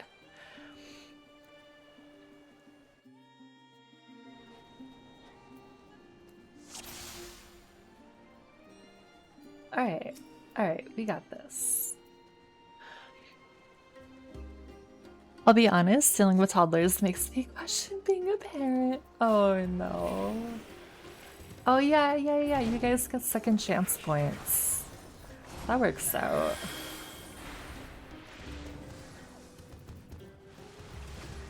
Oh, what are those? Oh, they look so cool.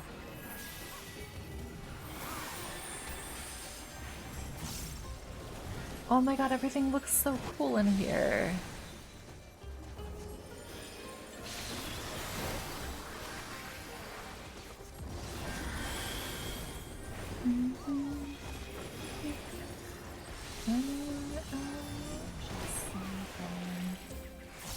Oh no, also our black mage's name is a little— oh my god. Why is everything out here to hurt my feelings? I don't appreciate it. I really do not.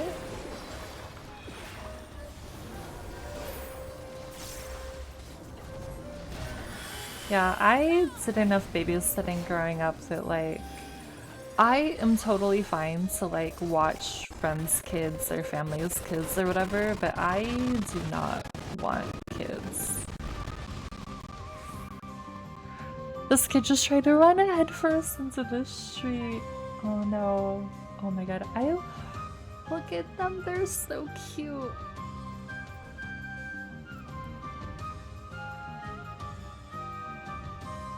Oh my god, they're just like— wait, they're just clapping? I want to go hug them. Yeah, this Lala's name. I'm not okay about it. Oh my god, they're precious. I love them.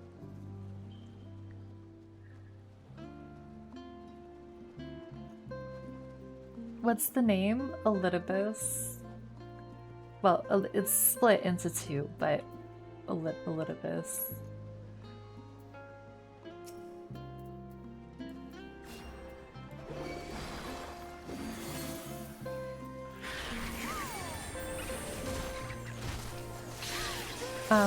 Elidibus is a one of the Asians, and I have a lot of emotions about him from his story and everything that we learned and everything that we did and all of the things, and it's just really not fair, you know? Like, that's all I'm gonna say. The name is just really not fair. Yeah, I'm just getting my feelings hurt in this game every day, as we do.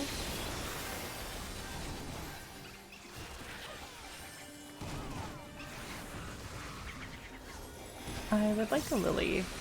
There we go.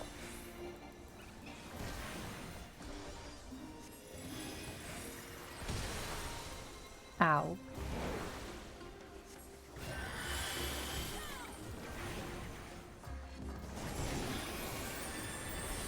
We do love crying. We do love emotional damage here.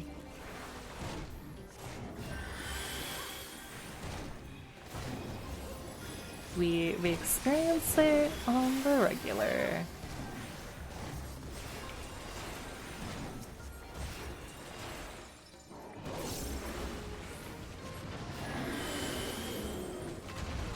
Ooh. Oh, this is cool.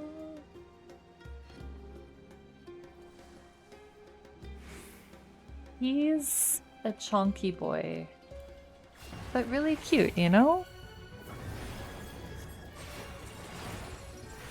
I can't cry, so I'm glad Stars filled my crying quota for me. Oh no.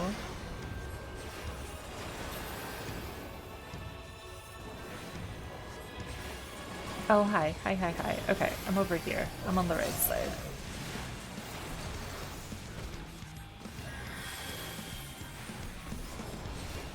Body slam sounds painful.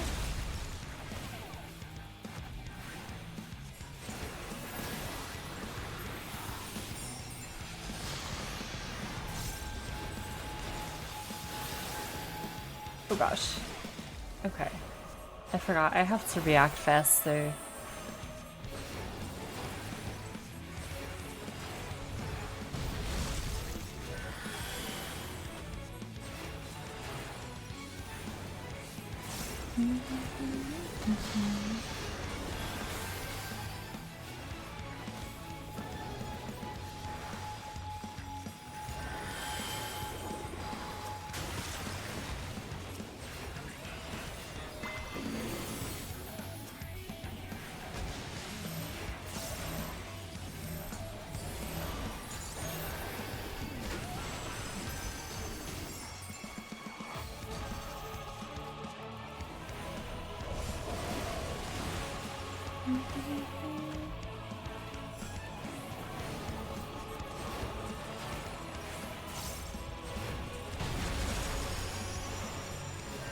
Honestly, the bell is so clutch.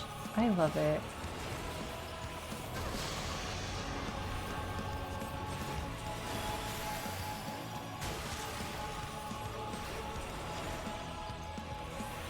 Oh, I'm still in it. I'm still in it. I'm still in it. That's fine. This is all fine. This is fine. This is fine. This is fine. We're fine. We're fine. We're fine. We're fine. We can recover.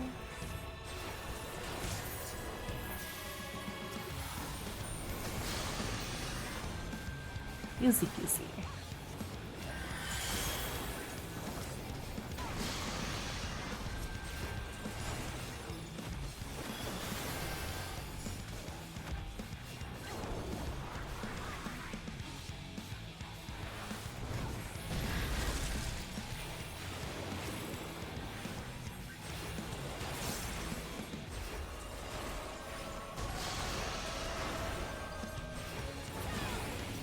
Okay, so he hits hard. I understand now. Wait, what does this look like? That's kind of cool. You misread that one? You were totally fine. Do not even stress. Oh, that's really cool.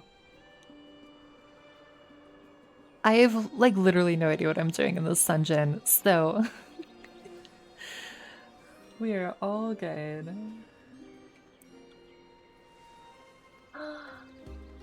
Oh, they're so cute. I don't want to hurt them.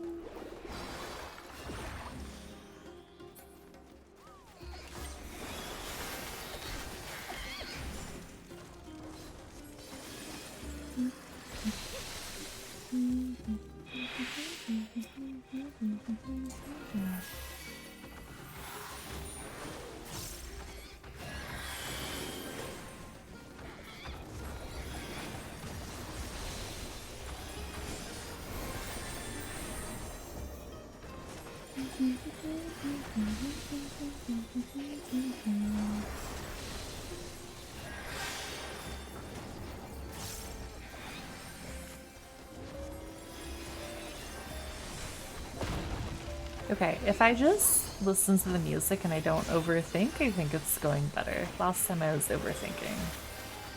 Like the last mob pull before the boss.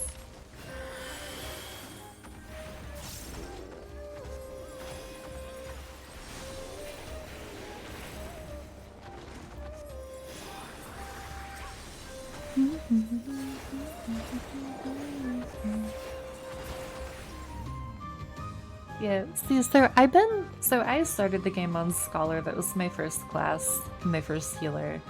And I've been trying to like take Scholar into higher level stuff. Because I want to like get more comfy with it and be able to. Oh my god, they're rainbows! They're rainbow golems. Sorry, I wasn't expecting that. That's so cool. But like I don't know how I would do a Scholar on this. You know, I feel like I need to practice more.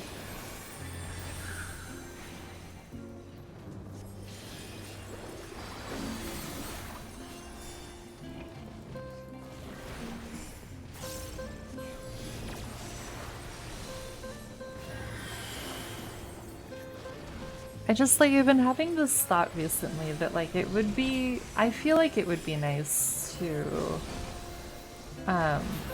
be able to like take the class that I started the game on into like the more recent content, you know?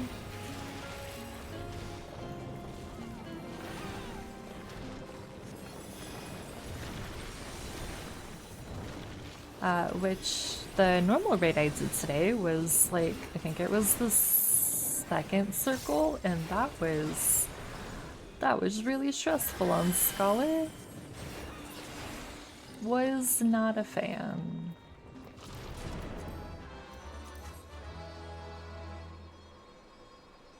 Although we had 2 scholars, so I don't know if maybe the other scholar was doing a better job. I was so stressed the whole time. You need to finish your first Dragoon. You also don't get Scholar yet. I understand Scholar from like he's so cool. Why is everything in this dungeon so cool? I love the design of this. So like I get how to play Scholar from like 1 to like 60-ish, but then like 60 to 90 there's like a handful of abilities that I'm still just like I don't know what I'm supposed to do with you. I genuinely have no idea. So then I just never touch them, which doesn't feel ideal. You know.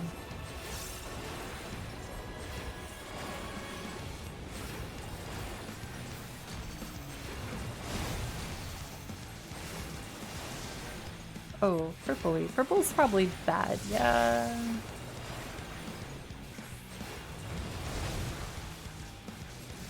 Okay, so don't stand in the purple, but also not in the AoE. I feel like that should have clipped if I'm CBHing.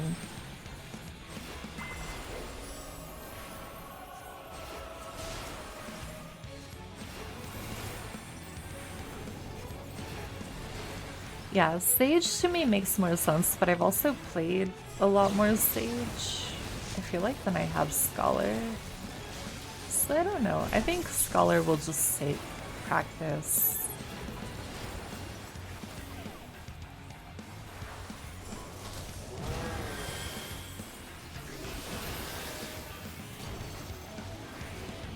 I mean, all of them take practice, right? It's not like that's a foreign concept. Oh, so this gets smaller and smaller. I see. That's fun.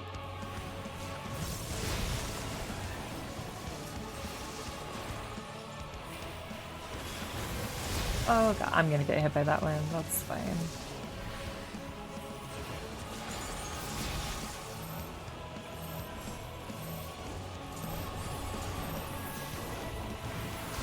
Probably overkill, but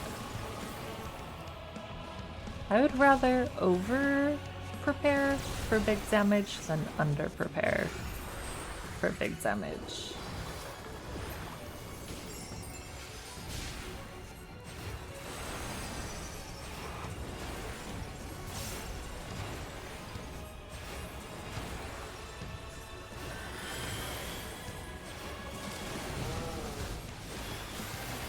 Alright, not in the purple. For that.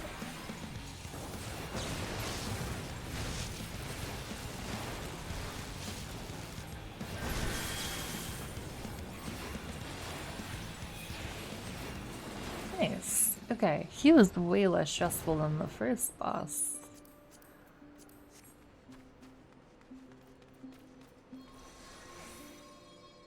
Oh, this is so pretty.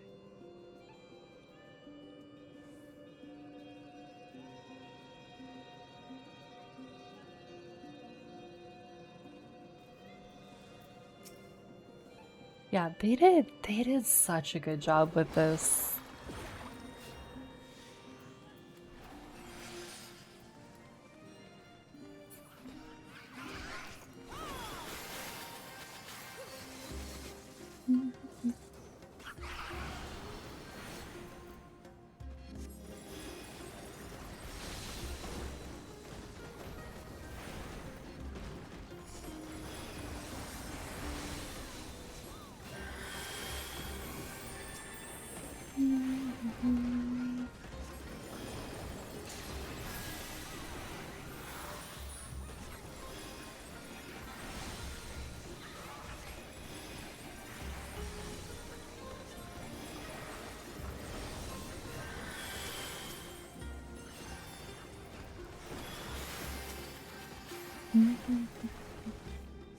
Sorry, I'm getting distracted looking at everything in here, or like looking at all the things.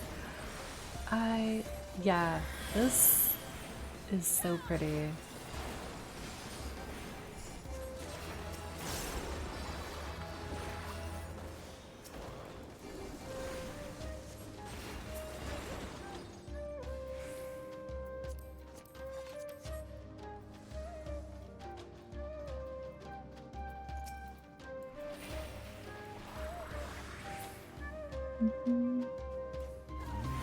Like look at that. Right? That's so good.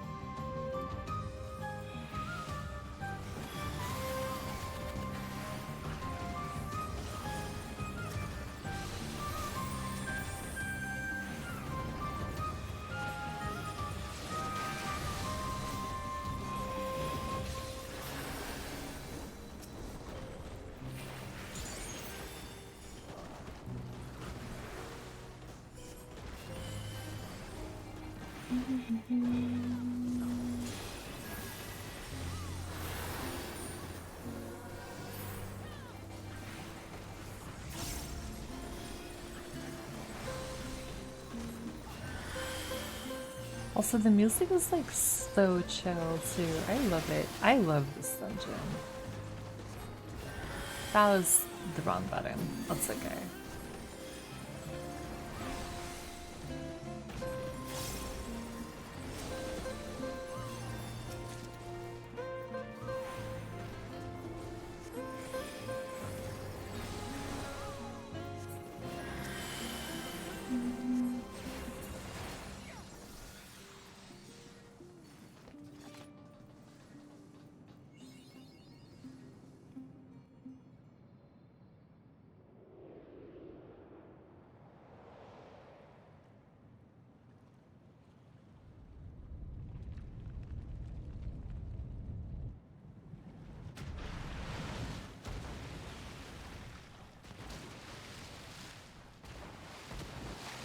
Oh, the tentacles. I feel like it's been a while since we've had an enemy like this. Anti-boss. You know, I wasn't gonna go there, but that's what he's gonna be known as from now on.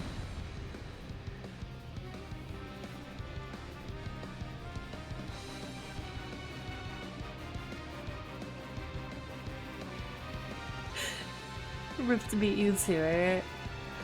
Oh, these platforms are gonna be tricky though, aren't they? I feel like they're gonna be tricky. I think we got this though.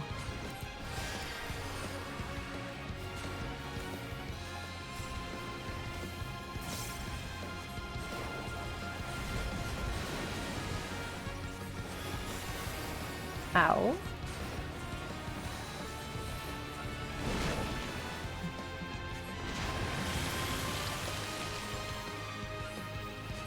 I don't know where to put that. Is blue safe? Blue ice?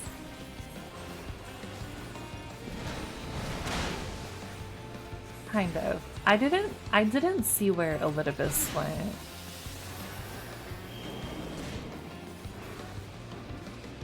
Oh my god, where?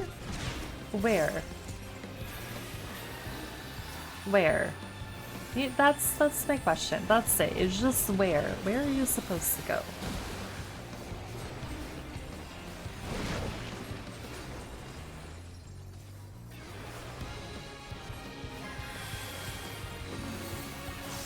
Okay, a lot of this is going all the way over here. Okay.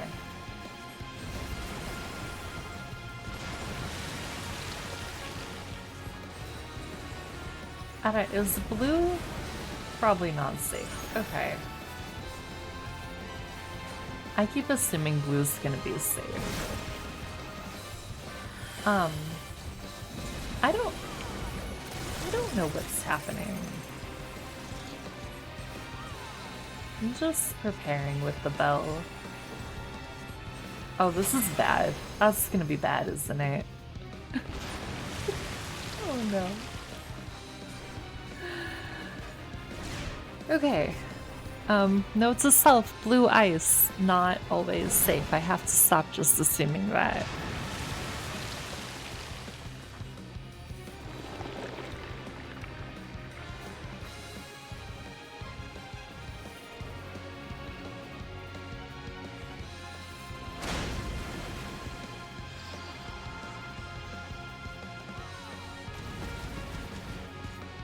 So, I guess the outer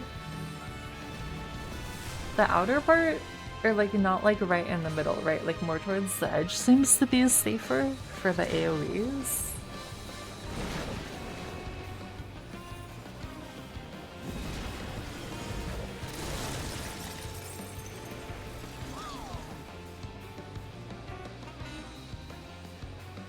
Okay, and then those put the AoEs on the platforms. Okay.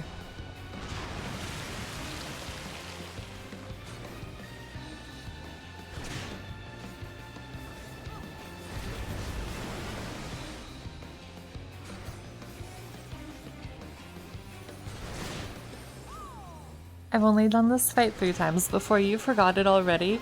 That is totally fair. This is kind of wild. Like, it seems really cool, but also I have no idea what's happening.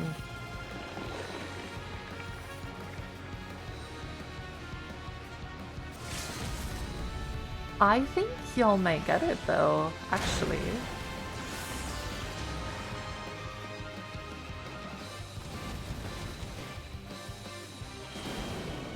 You just followed Freak, we see how that turned out. Yeah, unfortunately, Rifts, you and I do not have tank privilege when it comes to eating damage.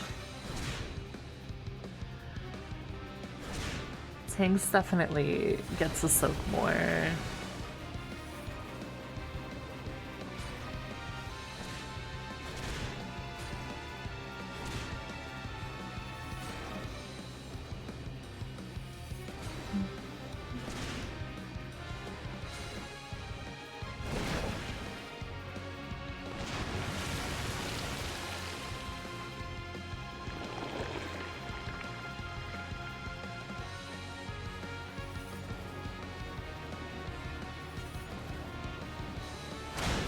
I guess you just learn where the AoEs are gonna be, right?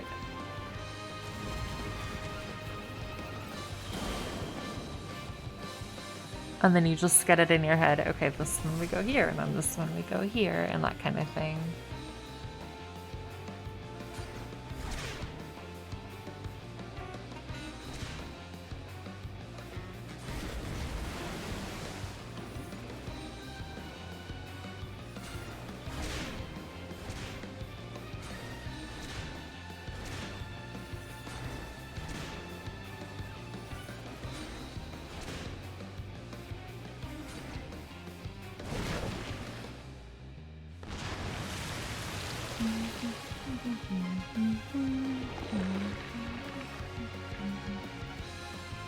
I am always very impressed when things like this happen though, and like...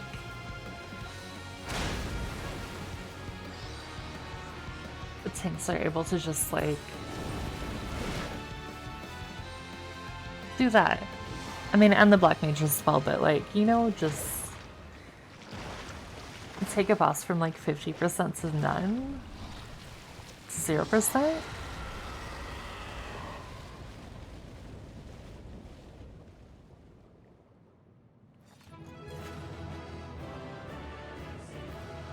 Wow! Hello, Pancakes. How are you? You also don't understand this boss. We're all just running around, like following each other. Oh, I love that. I pressed enter too early. That's totally fine. This black mage that is hurting my feelings is gonna get all of the commendations. What does this one look like? Oh, I kind of wish it wasn't green because that's actually really cool. I was just like black. Thank you, friends. Thank you for being here on my first time. I appreciate all of you.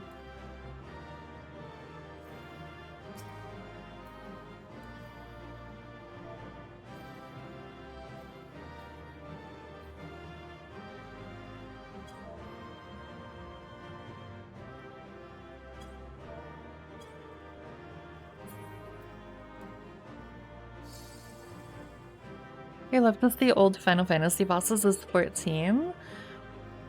Wait, which Final Fantasy is this guy from, Pancakes?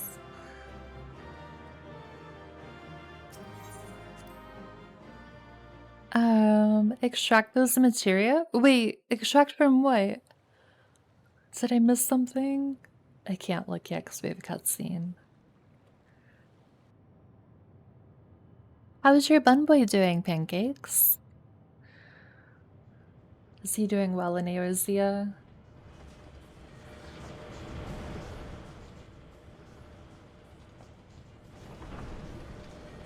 Level 40! Heck yeah, that's awesome. I don't think I have any materia in my gear.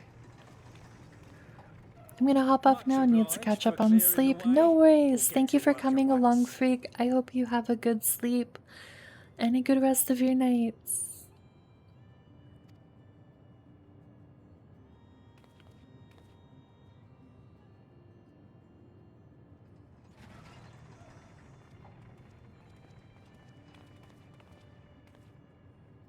Filling these up will take a good while. I appreciate it if you stood watch till we finished. I ain't getting chewed to chum by some ether-bloated bugger.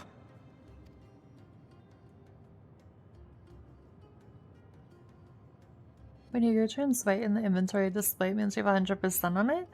Like 100% spirit bond? Because I haven't melded my, like what I'm wearing on my white mage. I can't meld that high level. Where were you planning on putting these to use? We could deliver them by airship, see? Provided it ain't too far. We would need them transported to Garlemald, to the Tower of Babel. Ah, that's a long old journey. Too long for a direct flight. Tell you what, we'll send them over with the scheduled shipment of provisions headed that way. I'll make the arrangements as soon as we get back. Save some poor chocobos having to drag this lot through the snow. You have our thanks. We shall not forget your generosity.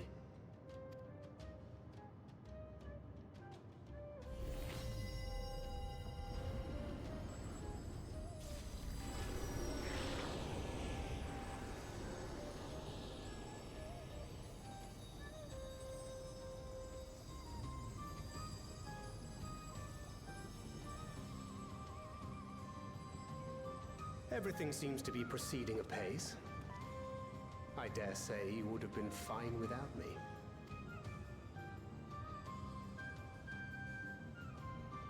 Why would you say such a thing?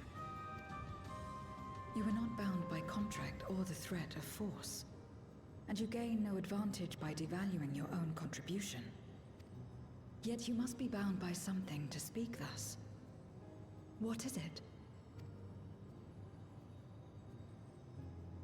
What Binds me.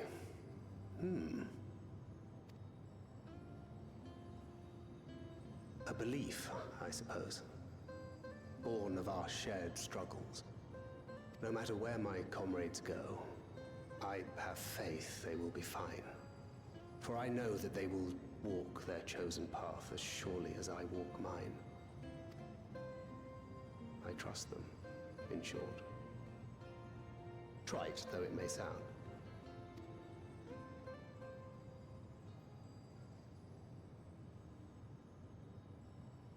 Trust.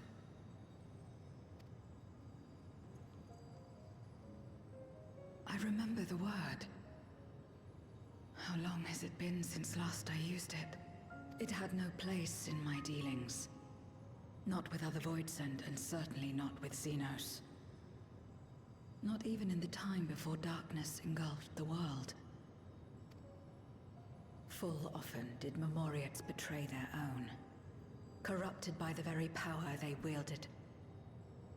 You could trust no one but yourself. Alone we fought, and alone we fell. I wouldn't know how to trust. I wouldn't say that. I think she trusts us, at least, like our little group of people. Otherwise, why say? And like, you know, she wouldn't have to be as vulnerable as she's being with someone, or like with people that she doesn't trust. You know? Is there some trick to it?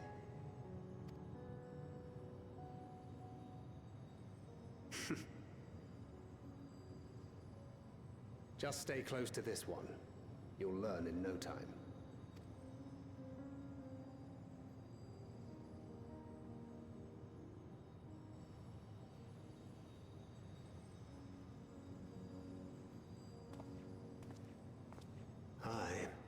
Absolutely fine.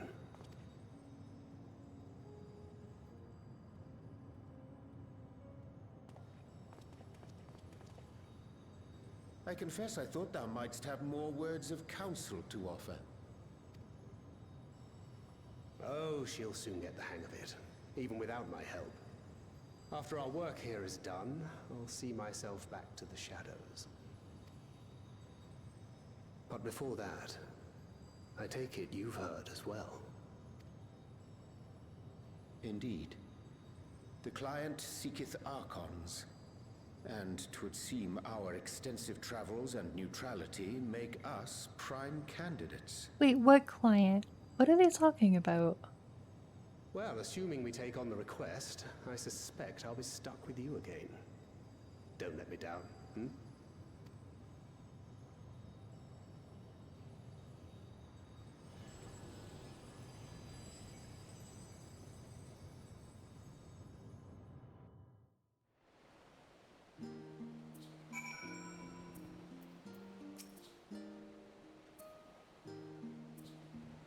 They not only allow us the use of the tanks, but to arrange their transportation to Garlemald besides. Blessed are we to count Kokol among our allies.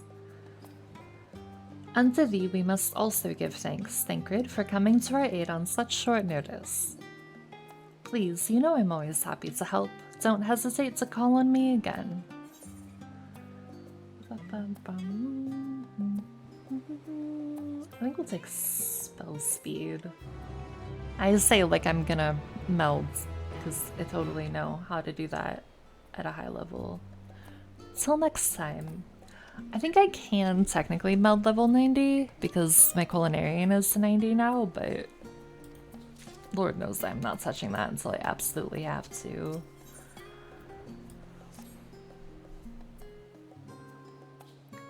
With the tank's transportation thus arranged, our first task is complete. We may now turn our attention to the second. To wit, obtaining the blessing of the Ilsebard contingent to use the Tower of Babel to channel energy onto the moon. Our destination is Camp Broken Glass, where we may present our petition to Commander Lucia.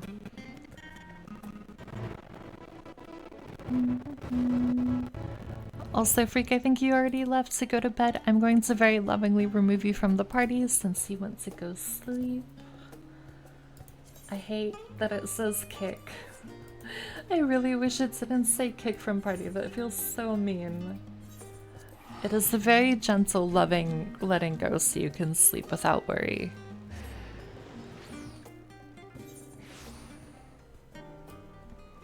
Alright, let's go say hi to Lucia.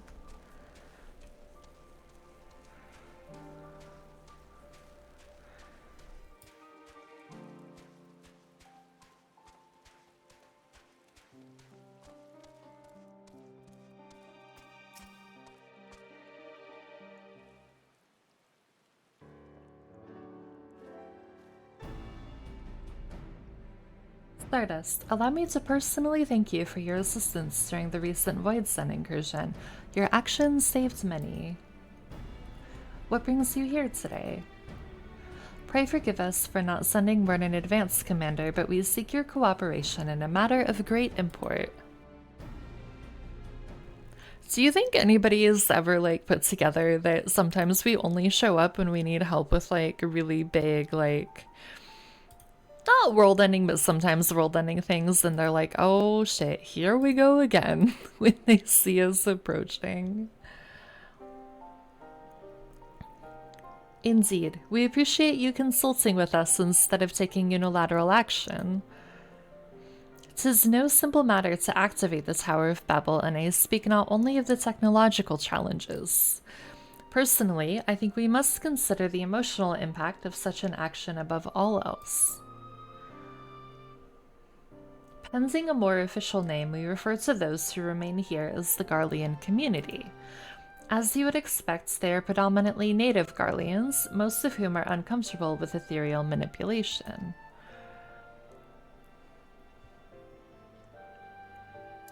To compound matters, the trauma inflicted by anima is still fresh. If the tower were to suddenly light up again, it is like to cause distress and reopen old wounds.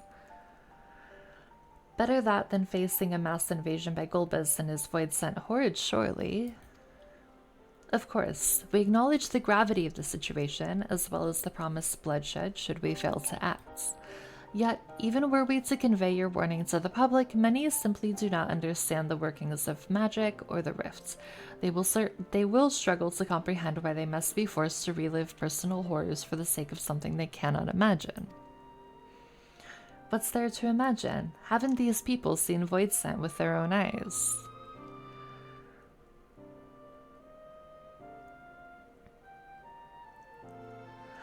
Let us suppose you encounter someone who is freezing in this cold. A natural thing to do might be to make them a fire, yes? But what if that person's sole experience with fire was being badly burned by it and they harbored an acute fear?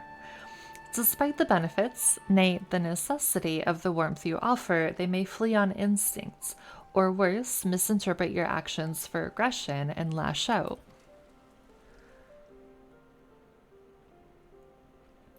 So like the fire that torments this individual, the Tower of Babel torments the people of Garlemald.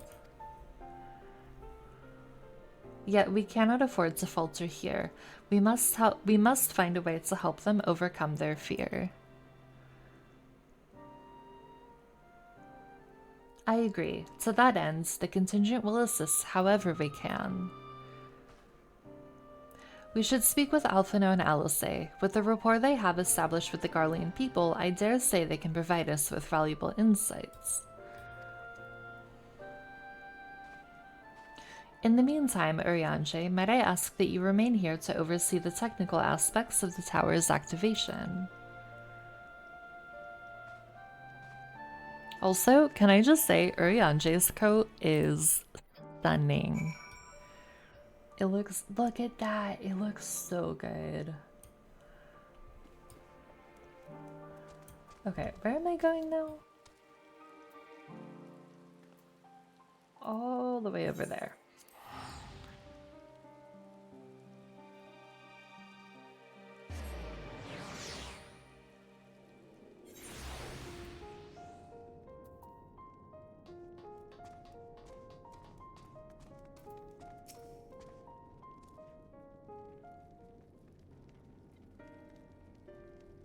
I'm glad to see you, Stardust. Future has explained our present dilemma.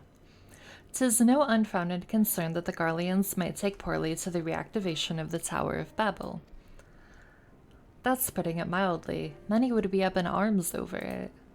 Trust in the Ilsabard contingent is fragile enough. We need to tread lightly or we risk jeopardizing everything we've achieved.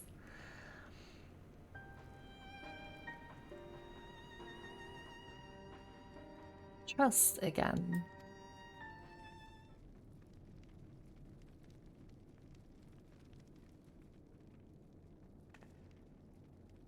Well, it seems to me there's not for it but to speak with the people. Rather than harping on about the necessity of the plan, we need to lend an ear to their concerns. Then perhaps we can begin working towards a compromise.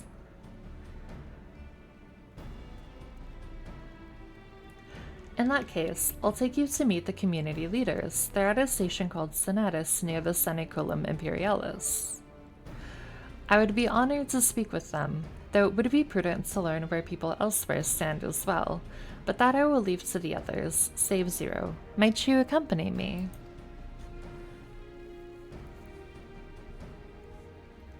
I'm sure those in Tapper's Den will have their own opinions. Alphino, if I may drag you along. Tertium, we leave to you. You are no stranger to the people here, so it should take little prodding to convince them to speak freely. Then it's settled. Once you've learned what you can, let's all meet in Forum Soleus, where we'll have what I hope is a productive discussion.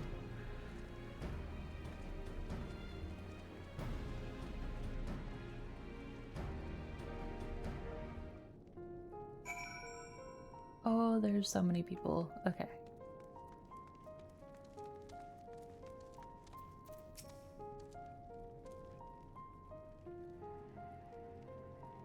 Activate the Tower of Babel. Are you out of your minds? That abomination transformed my friends and family into monsters.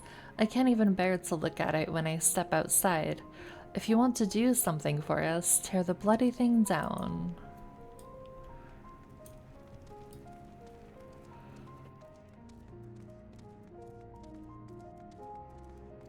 Are they in here? They are in here.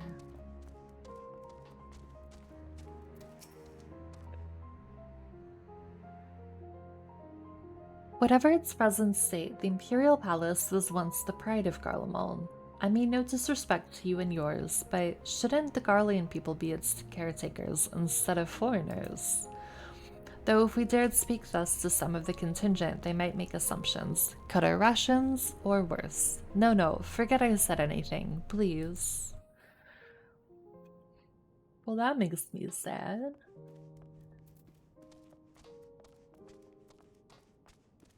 Hello, Rifts.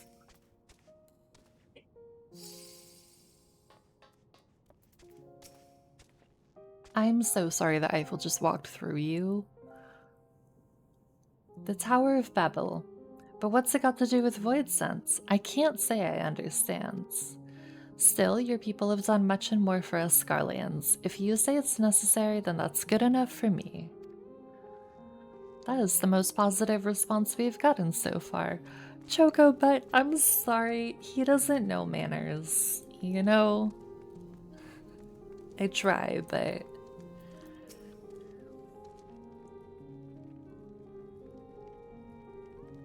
No, stop it. The tower is evil. It'll turn us all evil. I don't want to hear it. Leave me alone. Okay, so he is very loudly against the plan.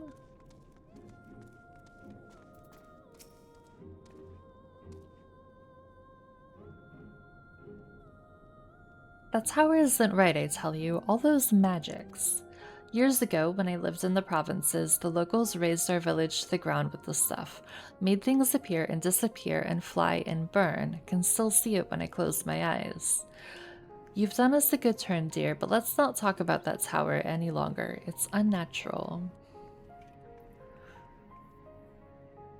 Okay, so mostly negative responses to this idea, which, you know, to be honest, I am not surprised by, you know. That does not shock me at all that that is kind of the reception that we've gotten.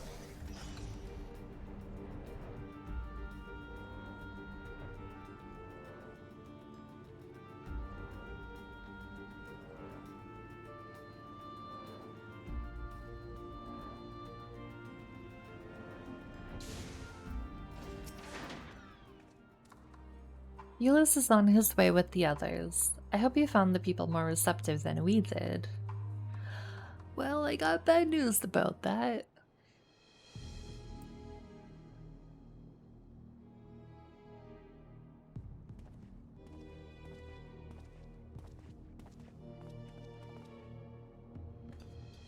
Sardis, may I present to you Lords Neus and Mitius, magistrates of our political council.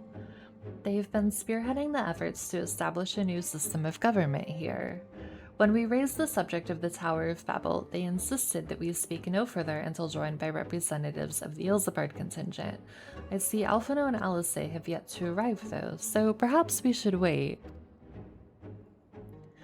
It doesn't matter if only some of you are present. We simply wish to make one thing perfectly clear. The tower is the manifestation of Garlean ingenuity and authority. It was once the abode of the imperial family, and it will forever bear tremendous cultural significance. It is insulting enough that we've had to suffer foreigners occupying it under the guise of rendering aid, and now you propose reactivating it. Nay, we have had enough. Well, this is going rather poorly, isn't it? The Garlemald of old may have fallen, but she fell in civil war to her own people, not to Eorzea nor any other lands. We came here to assert our unequivocal claim to our territory. Garlemald, in all that lies within her bounds, is beholden to no one.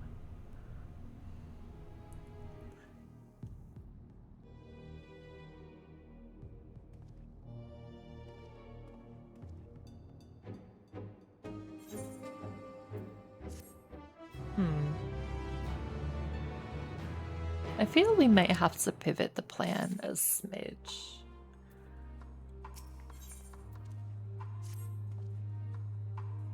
Since their excellencies are resolved to negotiate with the contingent, I will escort them to Tertium. I'll also instruct Alphino and Alice to meet us there.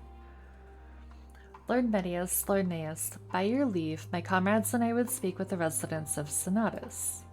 Though the Ilsabard contingent holds the Tower of Babel, it is I who wishes for it to be reactivated, and thus I think it meet that I be present for this discussion. Yet my understanding of your people's hardships, of their hopes and desires, of their dreams for the future is sorely lacking. In my ignorance, I would struggle to contribute. Lest you worry, I will not plead our case to the community in your absence. I wish only to identify common grounds upon which we might build a relationship that sees us overcome our differences. Farja, like, he's literally the best. Like, he's just the best. That's all there is to it. Very well, but know that the guards will not hesitate to escort you from the premises should they judge your actions to be inappropriate. If it's settled then, you should all head to Senatus. I'll join you there after I see their excellencies safely return to Tertium.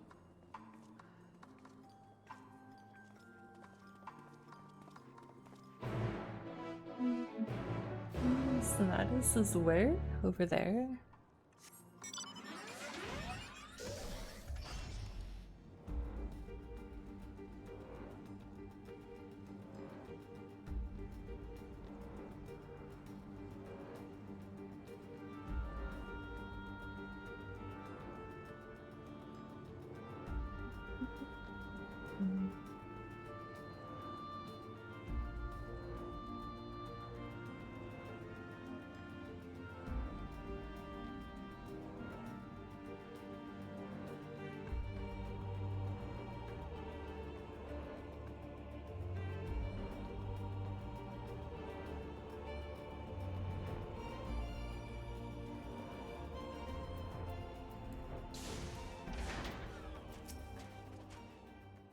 Here it is, Senatus, a temporary refuge for political dignitaries, hence the tight security.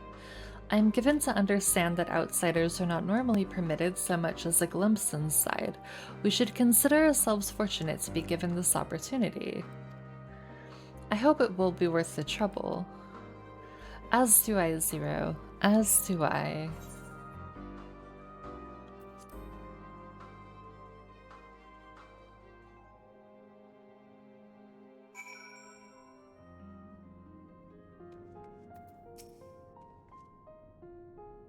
To begin, I propose we split up and ask the residents for their views on the Ilsabard contingent in the current state of affairs.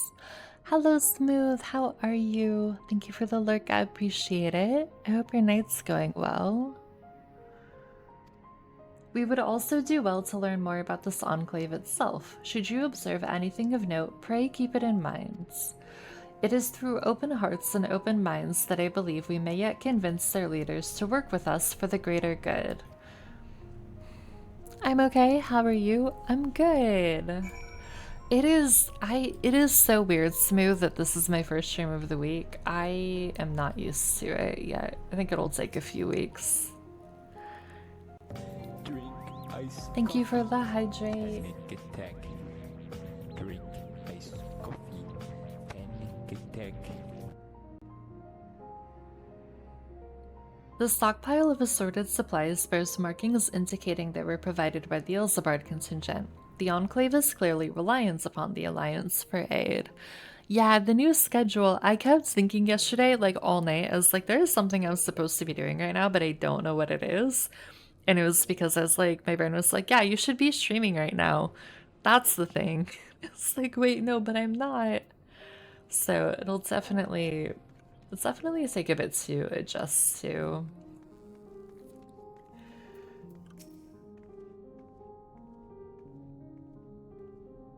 You want to know what I think? I'm a soldier. I try not to think about politics at all. I'll say this much. Our leaders labor to preserve our culture, our way of life, what remains of it at any rate. I trust them to do what's best for Garlemald.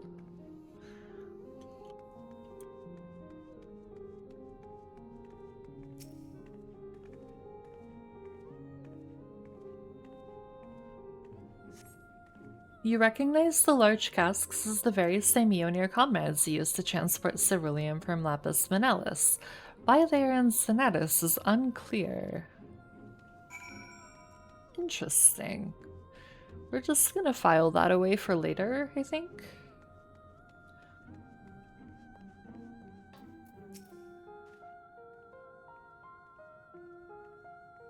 How do I feel about the contingent? Conflicted, to say the least. I've been tasked with the distribution of supplies, and I know as well as any that we couldn't survive without outside aid.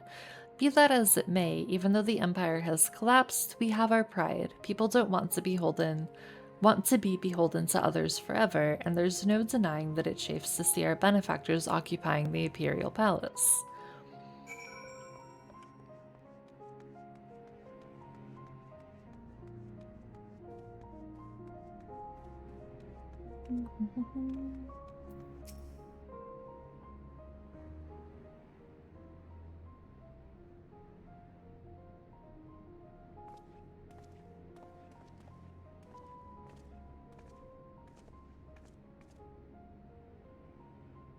Finished touring the Enclave, have you? What were you able to learn?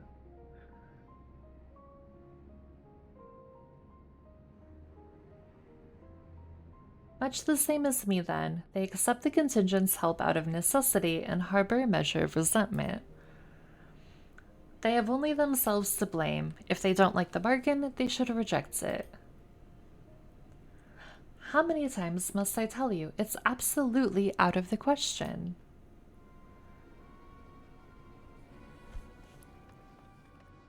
Something is happening.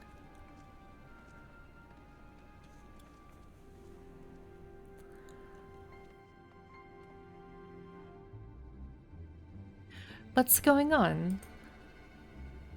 We were wondering the very same. We came running when we heard shouting. Is that the matter? Oh, no, I was just trying to explain. Mayhap you can clear this up. The contingent has made a reasonable request, but this man insists that it's impossible. It concerns the magitech weapons which run rampant throughout Regio Urbanissima. Every time we deliver supplies here, we have to dispatch extra men to defend against potential attacks. To address the issue once and for all, we've proposed the elimination of all machina that loiter near the supply route. But you've heard him. They refuse to even consider it. The magistrates have already spoken on this matter. Rampant or no, those war machina are Garlean assets. Furthermore, who is to say they are as dangerous as you attest? It has been suggested that this could be a pretense to scavenge magitech material for your own ends. I know not if that is the case, but the fact remains, we cannot allow you to destroy them. More speculation by the magistrates, I presume. Ridiculous, but they have spoken, and unless we want to inflame tensions further, there's naught we can do. How complicated relations become when not grounded in a clear and equitable arrangement.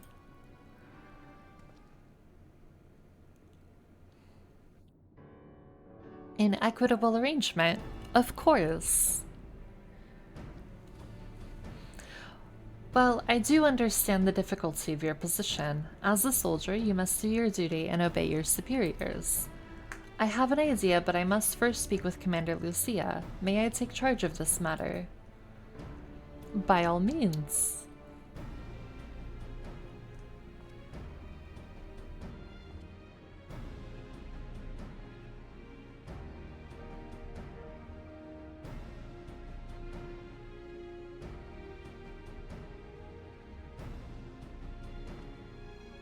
Let us return to Camp Broken Glass, where we might discuss a solution I believe will satisfy all parties.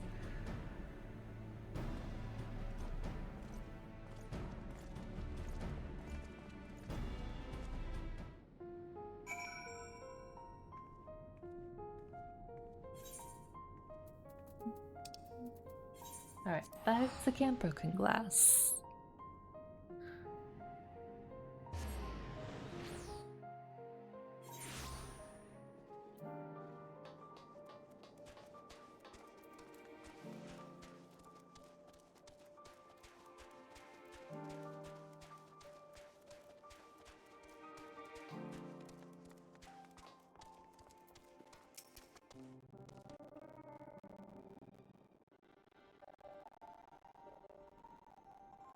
Welcome back, all of you. I pray there have been positive developments in your efforts to appeal to the Garlean community.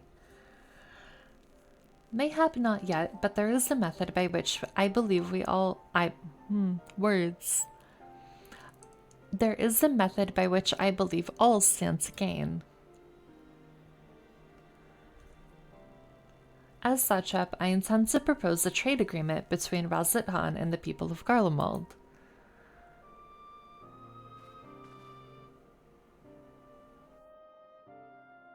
Please continue. The people of this nation have lived through its collapse and more, yet they have chosen to remain, for it is their home. That they have been able to survive thus far is thanks to the Ilsabard contingent, or rather, in less flattering terms, they are entirely at your mercy. Despite your noble intentions, this one-sided relationship has fueled feelings of frustration and resentment. 'Tis no surprise, then, that some Garleans are loath to engage with foreigners for fear of indebting themselves further or surrendering more of their already limited autonomy. That is why I wish to present them with an equitable arrangement, one that would restore them a sense of agency after having been forced to rely upon charity.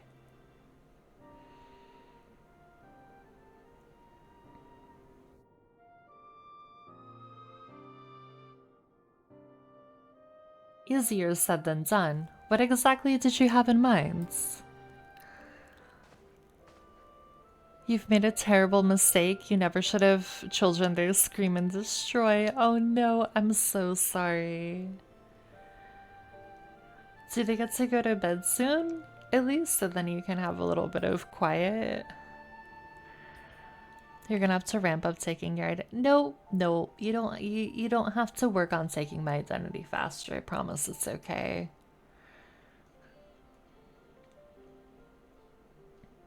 Long have Garlemald and Radzit Han abided by a treaty of non-interference. Freely have we traded with one another, and I wish but to continue in this tradition. We would provide your people with such supplies as you require, in return for which you would grant us leave to use the Tower of Babel, as well as share your Magitech resources and expertise. As we become more reliant upon your technologies, we will of course require more ceruleum to fuel them. This you possess in abundance, and for it you will be duly compensated. Radzit Han's culture will be enriched by your Magitech wonders, and our ever-increasing demand for your wares will see Garlemald grow wealthy and prosperous. You will see me Thursday. When you're at arrivals, I'll be the one with the bad wig. You don't even know what my hair looks like now. I don't even know what kind of wig you would get. Only when both sides keep the interests of the other in mind can an equitable relationship be forged. 'Tis the principle. What's a principle? I don't know. 'Tis a principle I once thought I understood, but have come to appreciate all the more in recent days, thanks to the sage counsel of a friend from beyond the rifts.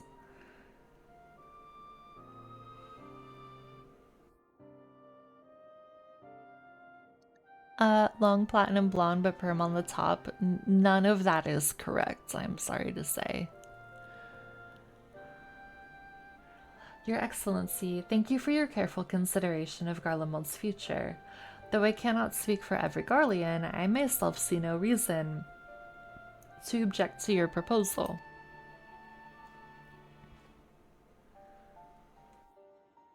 Indeed, if Radzit Han were to take the initiative, other nations may follow suit and seek to normalize trade relations with us. If you see the sense in my proposal, then I ask you to join me in the negotiations at Tertium. Your support may be instrumental in winning over Lords Aeneas and Medius. Horsemane in the back, curly fuckboy perm on top. Oh my god, I don't even know what a curly fuckboy perm would look like. That is a wild phrase. Your denial simply fuels the evidence of it being correct. No, not really. By all means, go with them. I have matters here well in hand. I have learned all that I may regarding the tower's operation, so I too shall he me return to Tertium. Hi? He? I think it's hi. I don't know. Like the perm all those teens are getting now? Are teens getting perms? I don't even know.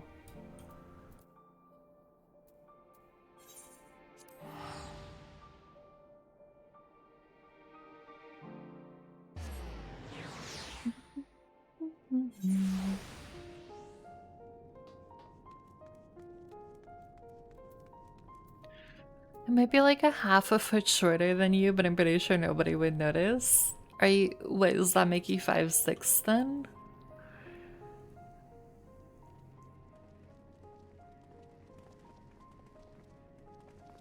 Or I'll just say like, I'm sorry, but I slouched now.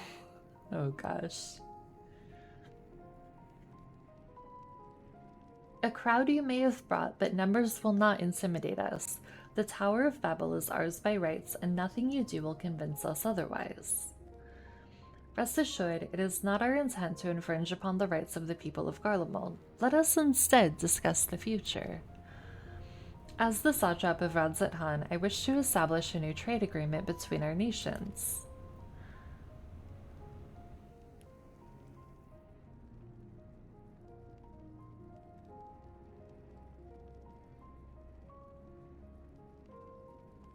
The aid we presently receive will not last forever, my lords. Sooner or later we must stand on our own 2 feet. But to do so, we must secure a means to replenish our coffers, and the proposed agreement presents a rare opportunity. 'Tis true we do not want for Magitech and ceruleum, and foreign currency will be needed to procure such things as we lack. It would depend on the precise terms, but I can see the merits. What? I can't believe what I'm hearing. You serve the Emperor, were a proud patriot, yet now you entertain selling national resources like a common merchant.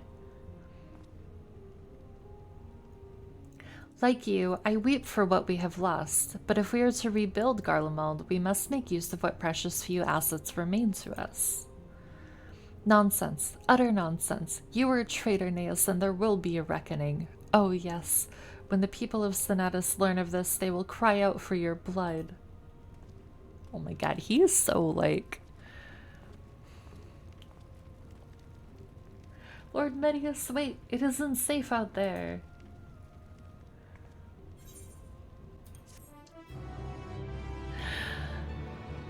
I already have your behavior nailed down. Eat hot chip and lie. That is what the hot girls do, I've been told.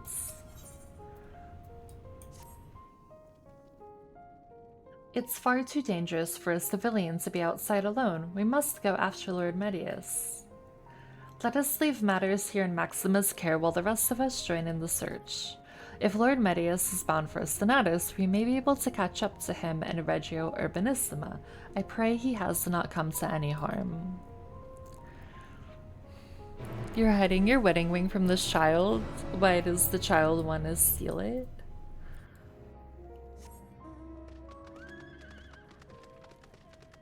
Do they see shiny and say, I would like that, please?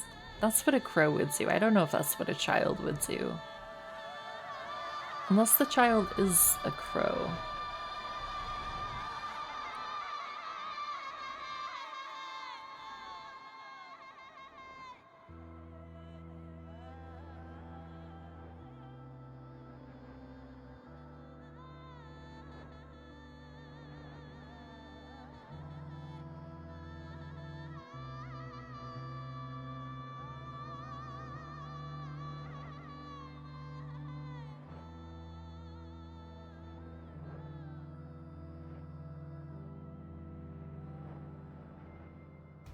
Not me about to just like literally fly over where I'm supposed to go.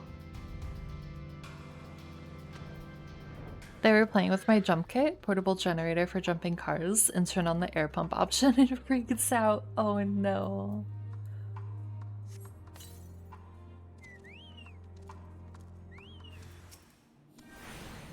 That's not good. Yeah, I cannot take iPhone this parting. I'm so sad.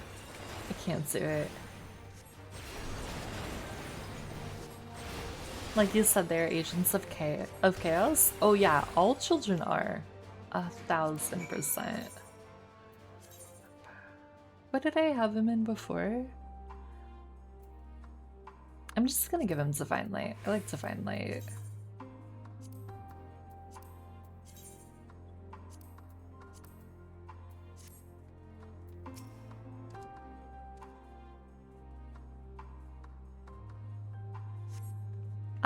I'm alive.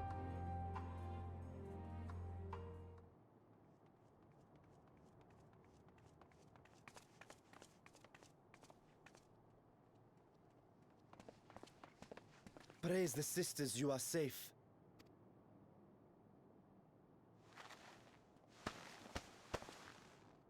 Don't think I'm indebted to you. I never asked for your help.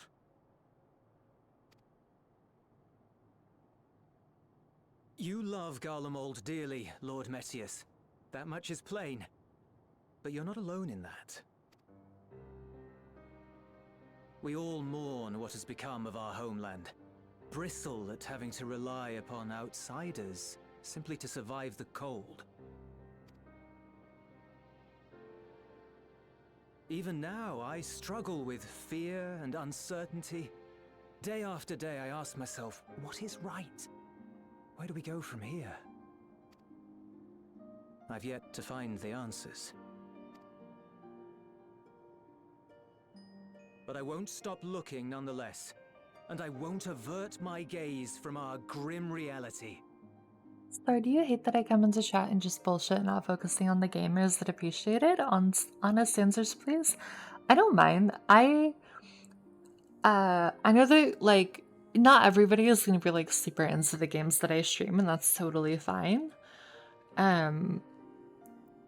I also I like talking about the games that we're playing, but I also like just talking to you guys. So it doesn't bother me at all if you like never really talk about the game when you're chatting, like you or anybody.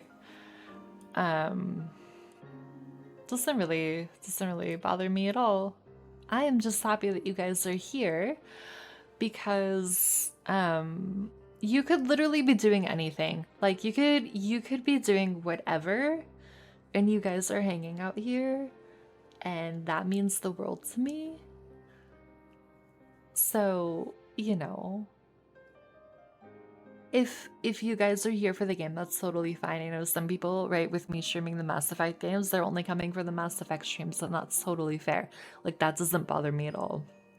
There's some people like you guys that, like, come, like, regardless of whatever I'm streaming. And I appreciate everyone. I don't have any expectation that, like, oh, if, like, you're coming into chat and I'm streaming, like, Final Fantasy 14, we're only ever going to talk about 14, you know? You're into the game, like you're literally in the same game. I know, it's crazy. I was trying to explain it to my mom, who was having a really hard time, like bless her heart, she was having a really hard time understanding how like I can be logged into the game from one place, like in Texas at my desk and my computer, and then like Rift, for example, can be wherever they are in the country logged in, and then we can be like in the same party and like playing the same game. And I think the way that I finally kind of got her to understand it was like a Zoom meeting, right? Because she's done those before of like, you know, like somebody like the Zoom room exists, right? Like in Zoom, someone is hosting it, but like Square Enix is hosting like the Zoom room of Final Fantasy 14, and then like everybody is like logging into the same room, so you can like you see the same things, you could do the same things, or you could do whatever you wanted, really. But it's like that's how you can like be in the same area. It was so sweet. It was so precious.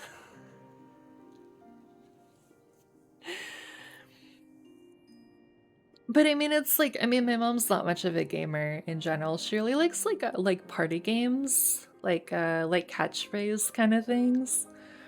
But she's never like been into like this kind of thing at all, and so it's just like it's a whole different world for her whenever I do like tell her about stuff that I'm doing. She'll ask, she'll be like, she knows that I stream and have for a while, and she'll be like, oh, how's it going? And then I'll tell her, and then she's like, I love you, but I don't understand anything that you're saying. Like, I know. That's okay. I can try to explain it. And then she's like, no, it's fine. You can just tell me and I just won't understand.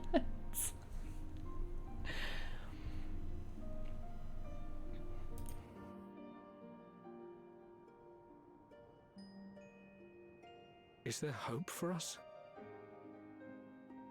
So, does that answer your question, Ifirison? Did I answer your question because you asked for an honest answer? Imagine having supportive, mentally stable parents. I have been really lucky that my parents have generally been really supportive of whatever I wanted to. I know that that's not the case for everybody. But I got really lucky with them.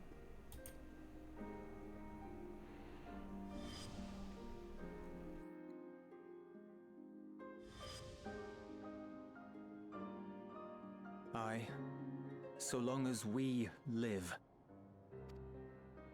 Garlemald lies in ruins, but the bonds between us will never be broken. We are the chain that connects generations past and future. You and I, it's links. Help us, Lord Metius, for all we have been and for what we may yet become. Please. Also, can we just talk? Can we just take a moment to recognize Eulis's growth? Because holy bananas, Batman. He has come so far. My parents were basically a difficulty plus setting. You're playing life on nightmare mode? Oh no, that doesn't sound ideal.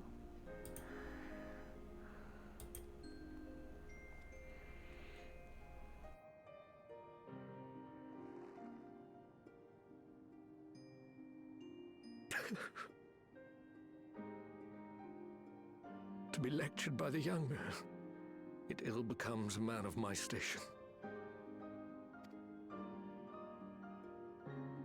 I will rejoin the talks at Tertium. Might I trouble you to escort me?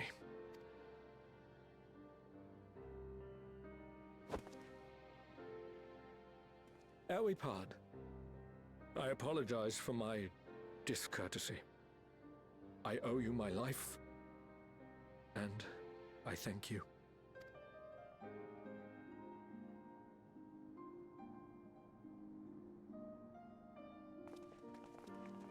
Eulis, wait. I'd like a word.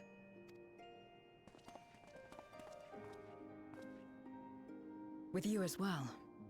I'm to stay close, after all.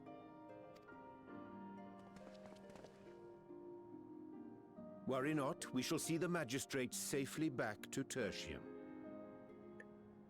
I just had the thought that imagine that Zero took what Thancred said literally, and like after he said that, she was always just like 2 inches away from us. Like, well, Thancred said I'm supposed to be close to you.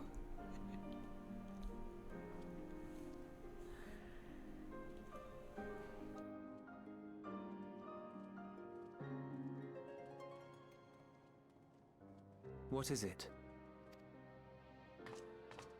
You bound that man with trust, didn't you? That's why he did not require coercion to return.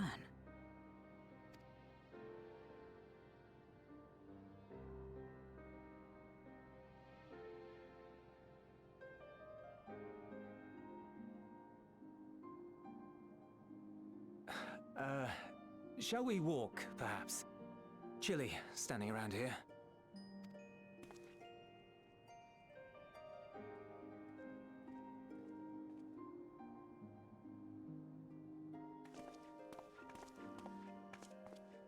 So that's how Zero came to join you.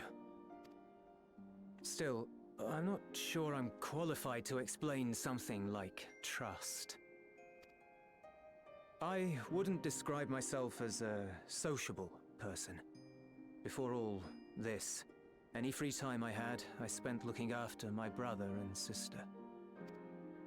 As for the magistrate, I only told him what's been on my mind of late. But I wouldn't have done so, I think, if it weren't for the twins' influence.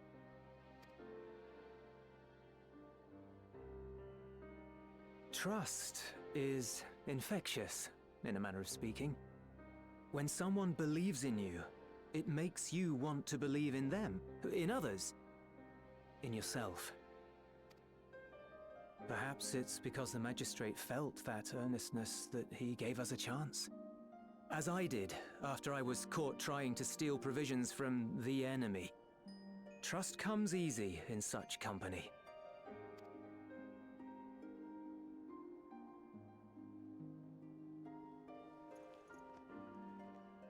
Little wonder my world is devoid of it. No one trusts in you, and so you trust in no one. And round the wheel turns.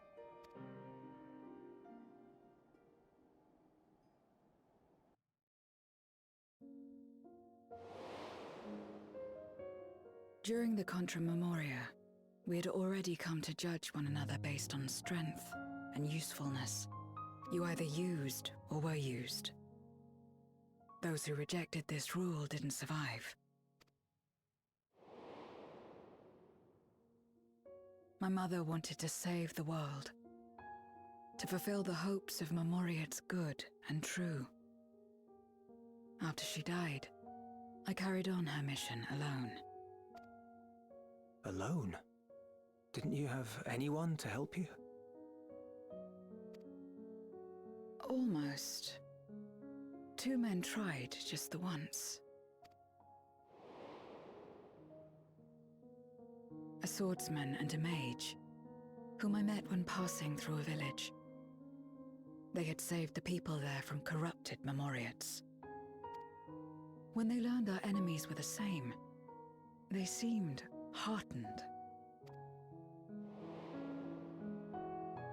They claimed to be soldiers of a kingdom called Baron, and were traveling the realm in search of a means to end the Contra Memoria. They invited me to join them. I refused. How could I not, having learned the lessons of my world? Those who would work with others always have their own motives. I would not place myself at their mercy. I would not be forced to submit. I expected some manner of outburst, some show of frustration at having failed to deceive me. But they simply watched me walk away. I didn't know what to make of it then, but now... Perhaps they shared a bond of trust. Perhaps they were the last ones left who dared. Perhaps they hoped I was like them too. Perhaps it was just an offer, and nothing more.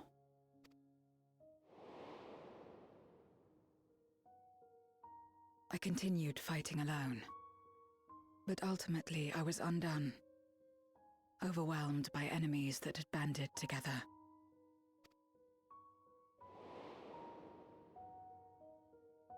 I was cold, in pain, wishing desperately that someone would save me. And as I lay there in solitude, I felt it happen.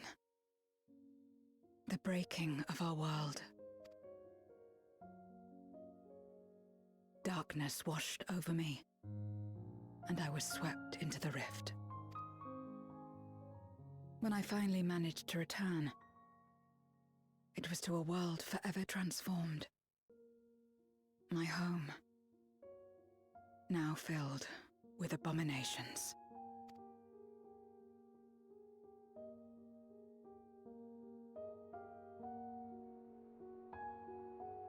I had a chance to learn about trust, and forsook it.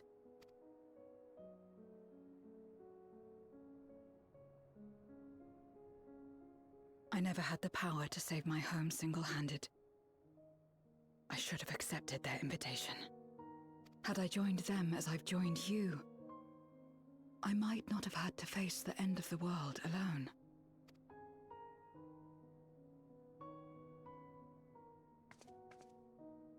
But it's all history now. No amount of reflection or regret will change our present reality.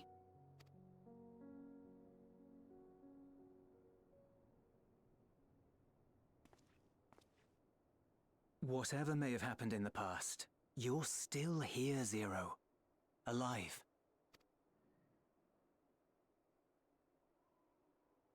So long as you're alive, there will always be hope, no matter how bad things get.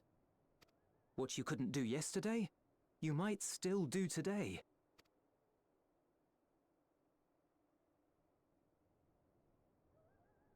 Think about it. It's plain that you've forged bonds with those around you. If you didn't feel that in some sense, would you have risked your life as you did for a meager ration of boots?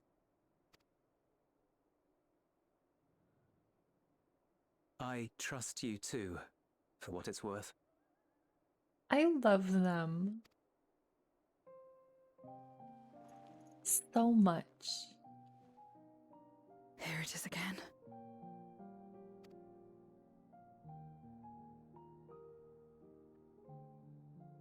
The fire that burned in my breast when you came to my rescue. The urge to weep, though there is no sorrow. If this is trust, then what must I do? How do I answer it?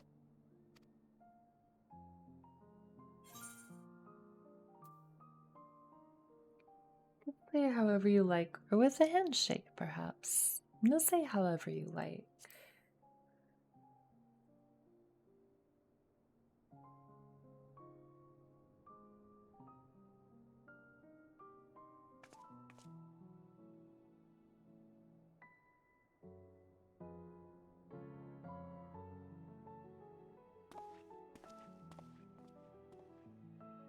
Give me your hand. It's not something you do constantly, mind. A friend is a friend regardless. A friend. So that's what it means. Someone you trust.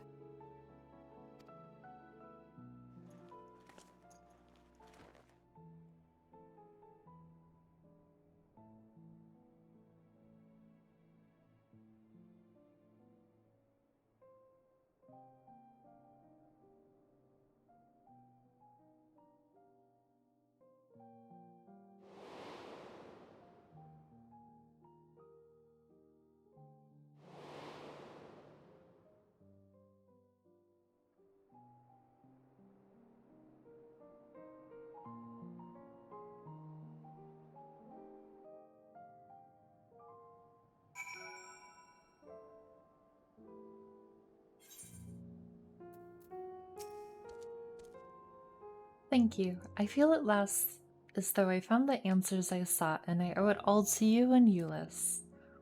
Right then, I expect the others have already arrived back at Tertium. We should join them. Let's see, do we want a king urchin loaf, melon juice, Garlean pizza? Ooh, I'm gonna take the pizza because that sounds hella good.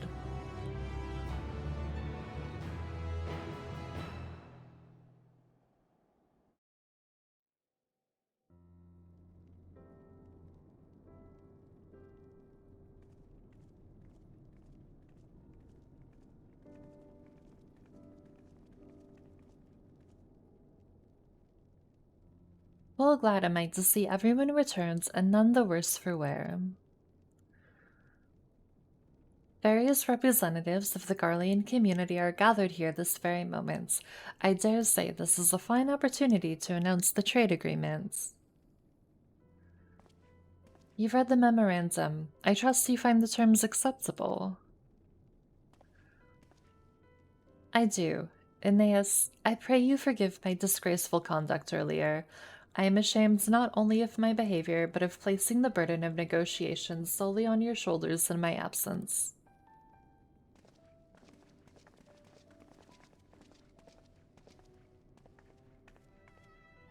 You should know that when we brought up the subject of the tower's reactivation to the people at Tappersden, some reacted quite strongly.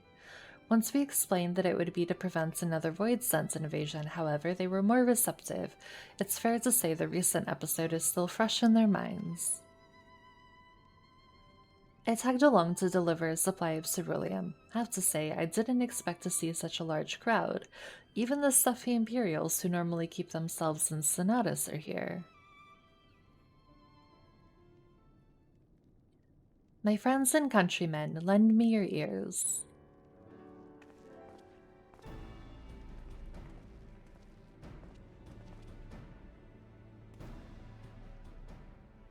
I am pleased to inform you all on this joyous occasion that we, the people of Garlemald, have entered into a trade agreement with Radzat-Han. To inaugurate our accord, we intend to grant the individuals before you access to the Tower of Babel. In return, Radzat-Han will provide us with supplies which shall be equally distributed amongst the settlements of our nation.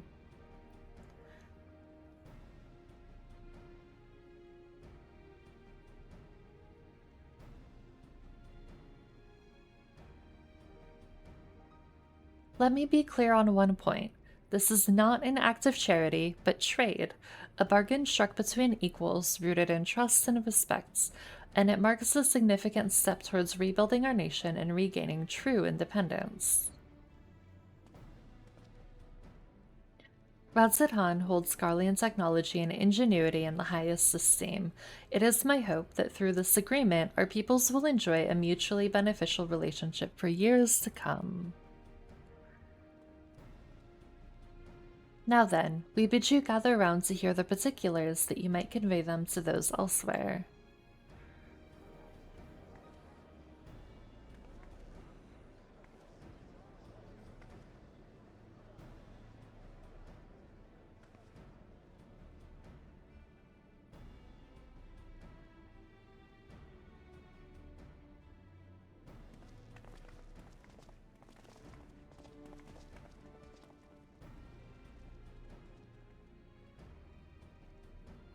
So burdened by hardship and trauma were the people of Garlemald that they were unable to imagine a brighter future. To be recognized as equals, as a nation with something of value to offer to others, that validation alone is enough to rekindle their hope.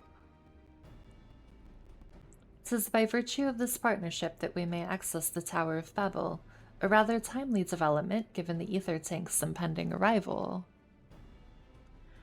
Once the tower's stores have been replenished, we need but await Ishola's signal to channel the energy to the moon, yes? Then you can leave that and anything else on the sun to me and Alphino. No need to worry. Devote all your energies to the mission in the void. As ever, I am in your debt.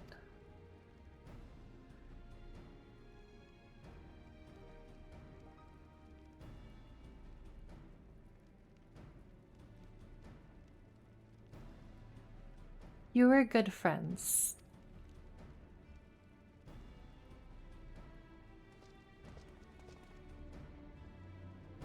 Watching people say they love their parents feels foreign to me. I mean, everybody has their own relationships with their parents, right? Like, mine by far has not been super rosy all the time, but everyone's got their own experience, you know?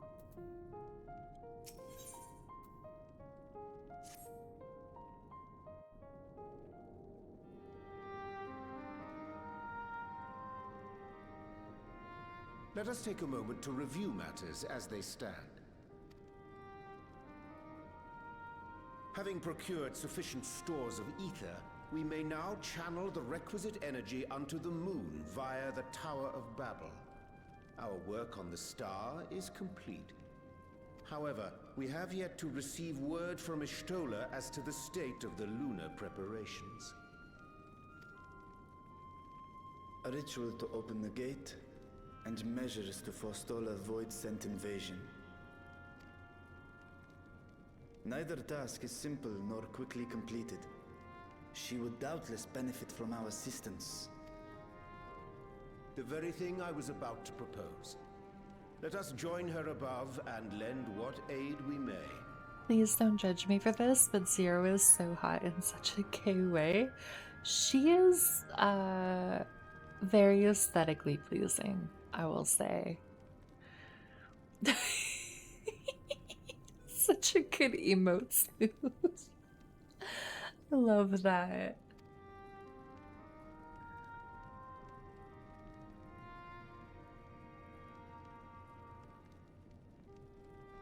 Ere we set forth, however, Ishtola did bid me relay a message to thee.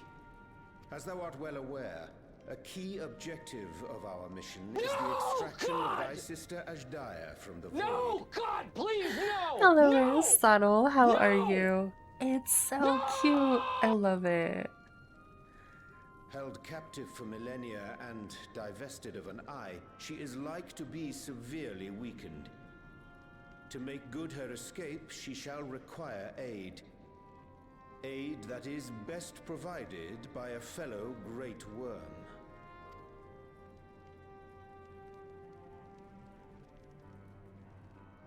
You would have me go in my true form. Oh, snap. Very well. Like our sire, we great worms are capable of traversing the great expanse. The journey will take some time, but I shall take myself to the moon. To begin with, I shall return this vessel to Radzadhan, that I may have both my eyes. Are you MSQing the patch? I am. So much has happened tonight, Aristotle. I did the dungeon with the polar bears that were so cute. Rift and I died to the we're calling it the hentai boss, as they so aptly named it. But then Freak and our random DPS managed to kill it. Yeah, the Aether font. It was so good. I don't know what was I didn't know what was happening, but it was really fun. How new is this content? What? How old is this patch? This is like the newest patch, right? Which is like a month, less than a month, older than a month. I think it's less than 2 months. Yeah, this is like really recent patch content. Is it more than a month? I know it's been less than 3 for sure. I don't think it's been 2 yet.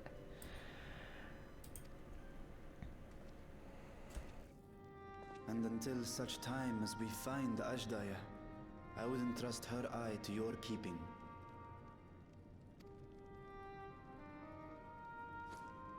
Yeah, we're on the newest MSQ content now, if you're in.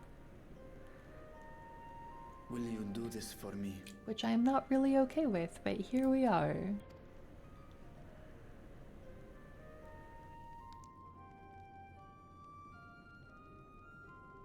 Mostly not okay with it because I literally don't know what I'm going to do with myself when I finish this patch, but we'll get there when we get there. Via link pearl once all is in place on the moon.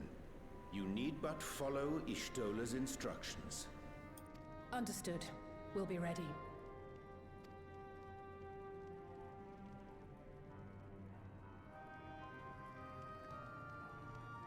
Take care, Zero.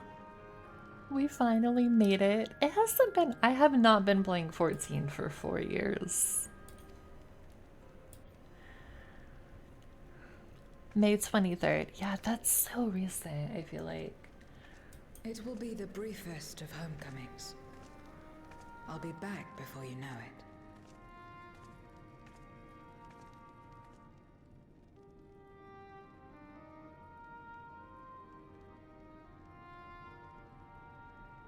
In mare elementorum, then. Go well. I don't live as long as you, so I multiplied it by how fast you age, like dog years. Oh, I see. Yeah, I'm just not emotionally ready to be left on a cliffhanger and know that I have to wait who knows how long until I like get an answer to what happens next.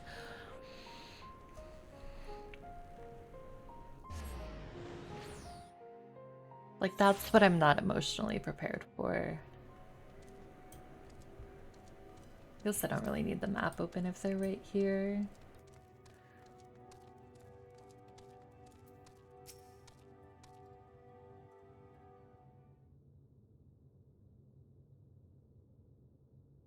I took the liberty of informing Ishtola of our arrival. She and her entourage should be here momentarily. Is her entourage Loppers? I'm gonna laugh so much if she just shows up with a bunch of Loppers. It would be incredible. Oh, not Loppers. I'm surprised.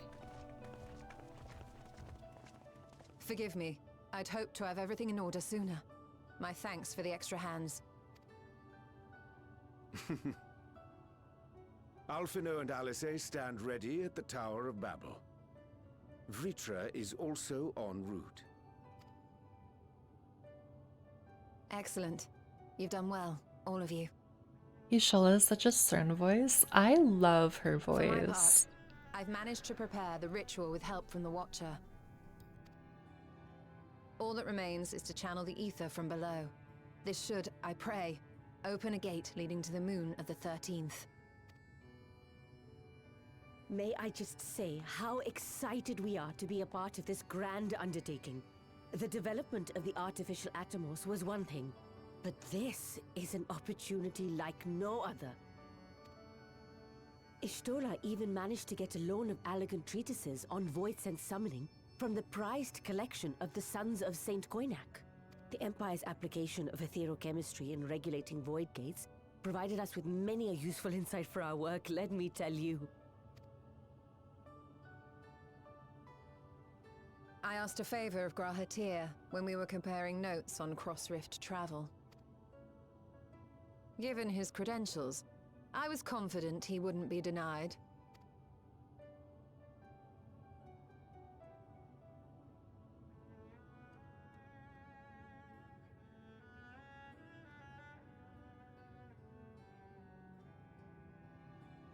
The knowledge of our forebears has brought us far, as has our own. And with our knowledge and resources, we shall construct a voidsent containment seal on a heretofore unseen scale.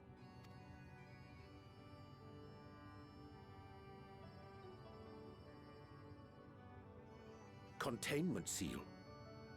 Then thou wouldst make use of... Aye, a tried and tested means of holding dark entities at bay is readily available here. 'Twould be remiss of us not to employ it. We shall reforge the brands that Xenos and Fandaniel destroyed. Well then. That which held even Zodiac shall more than suffice for voidsent of any persuasion.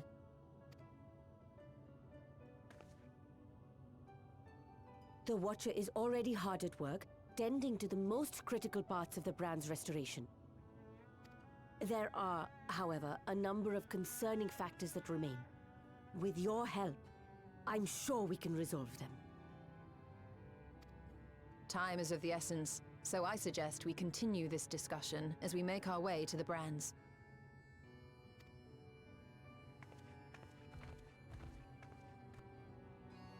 When I get caught up on all the content, there's only one thing to do. What is what is that?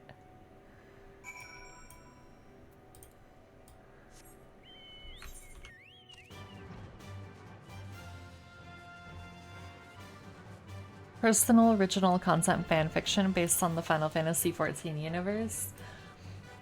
No thank you. I had my my time writing fanfiction. Those days are behind me, however.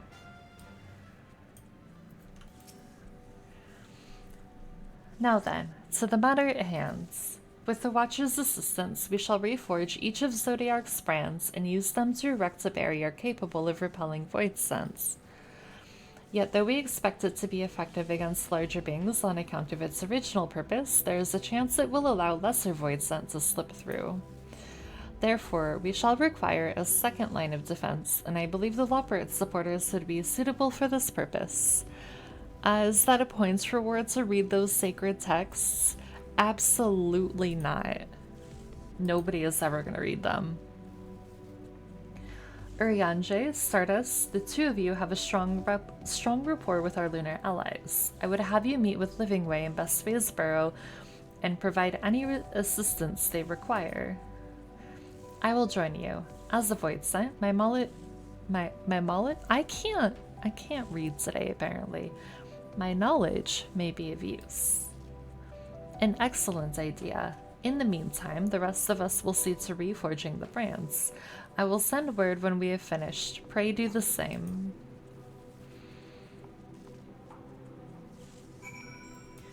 Okay, so now we go here. You can't just single that you wrote fanfiction and not at least give us a chance to proof it. Nope, the proof is that you're just gonna have to take my word for it. That is it. You guys are not getting anything else about that.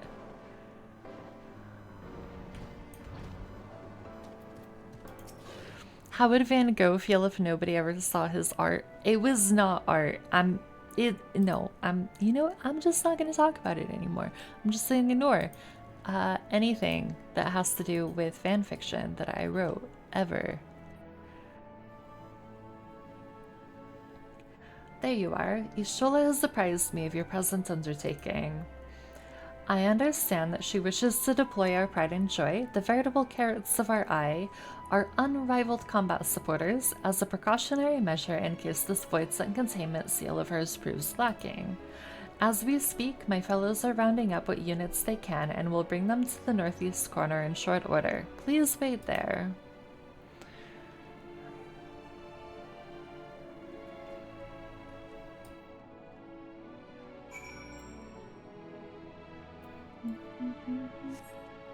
Oh, I moved too soon and I canceled the mounts.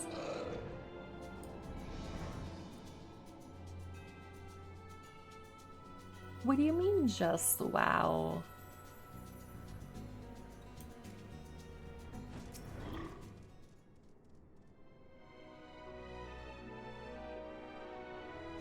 Contacting Star Mom and Star Dad pretending to be an old schoolmate looking for yearbooks.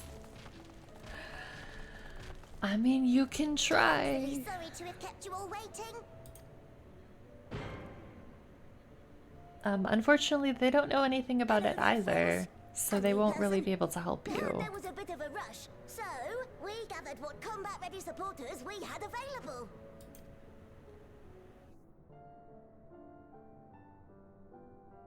A welcome contribution. Thine initiative never ceaseth to amaze. Oh, stop! You're making me blush! Though we have fulfilled the purpose given to us by Heidelin, aiding the people of Aetheris remains our greatest joy. So you can count on us, ever and always.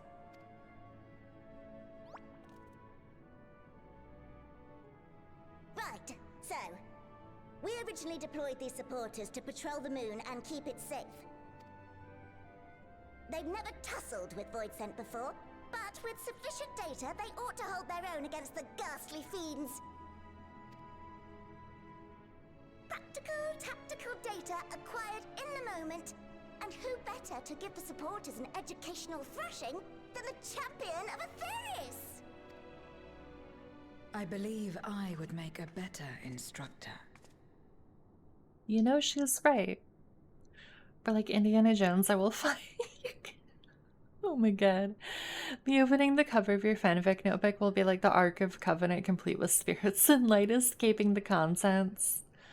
I regret mentioning fanfiction in any capacity. I regret that very much. Not only have I fought Voidsent, I am one. It's a very dramatic shot.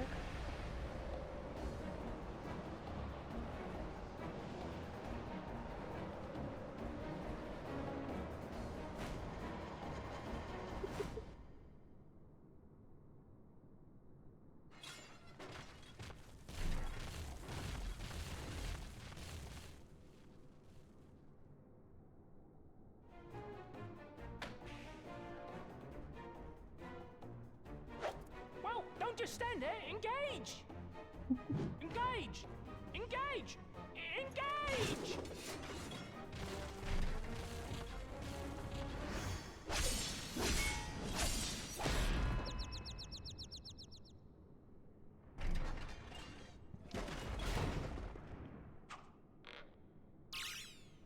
That'll do, that'll do!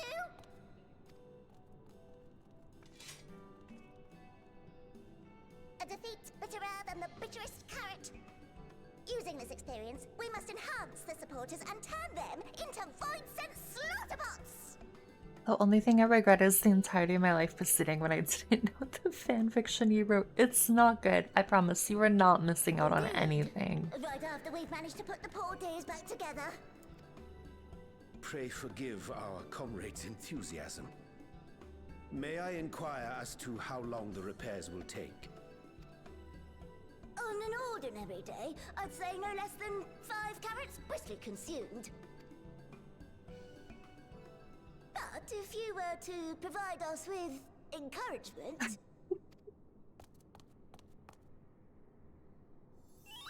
we just might be able to do it in 2.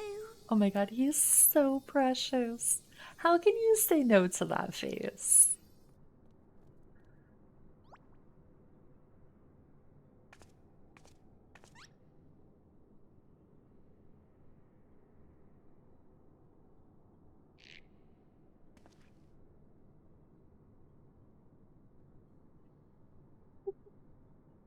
This I leave to you.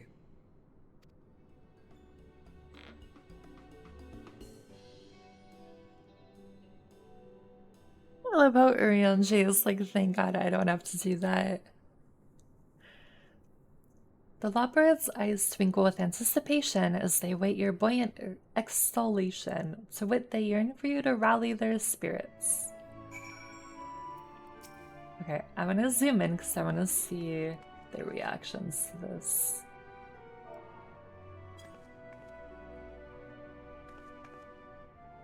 What? Engage! Engage! Oh, sorry, is in the midst of... Forgive me. The sight of precision parts is strangely soothing and sleep-inducing, but I'll try to keep moving.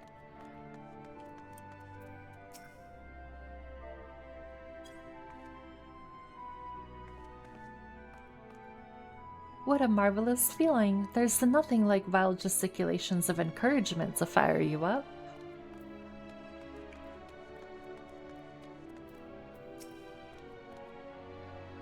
Oops. I clicked the wrong button.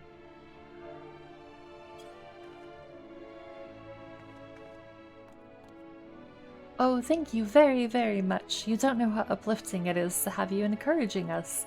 I mean, showing us the proper techniques so we may keep our supporters operating at peak efficiency.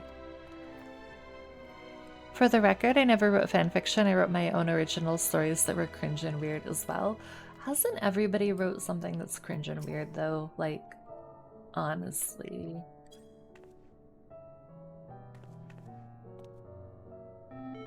With you cheering me on, I can do not less than my very best. Nothing makes me cringe quite so hard as my own brands. My, everyone is in high spirits indeed. Thanks to your encouragement, we'll have the supporters up and running again in no time at all. Pray attend to your remaining busy work and leave the deployment of our new and improved Void Sent slaughter bots to us.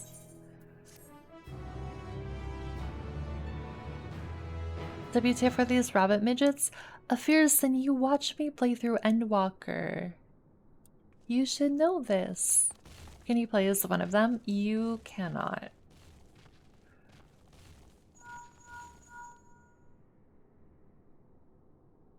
Can you hear me? We've just finished restoring the brands. Let us reconvene once you've finished tending to matters there. The culmination of our efforts is nigh. 0 out of 10 game. Because you can't be a Lopperit? Honestly, that's fair.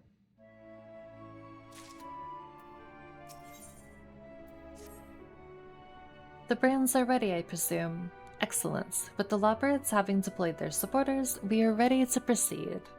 Let us rejoin Y'shtola post-haste and prise open our gate onto the void.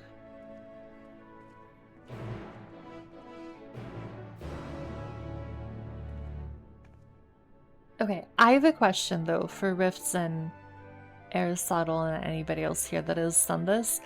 So I have like half an hour left, right? We have half an hour left in stream. Is this a good stopping point? Or should we keep going? Like I don't want to get to something and then have to stop in the middle. Does that make sense? No. Don't know the question. I don't know. The fact that I just don't know. I don't know. I don't know. You answered correctly. No stop or no don't stop. Like, I want to keep going. Okay, that's not to say that I don't want to keep going. I'm just worried about starting something I won't have the time to finish tonight. Does that make sense? And you guys have been through all the newest content, so you would know better than I would if this is like a good stopping point or not. Or if we're fine to keep going for the next little bit. You should probably stop. Okay. I just feel like going back into the void is gonna be a whole thing, which is totally fine. I just want to be able to give it like the time that it deserves, you know?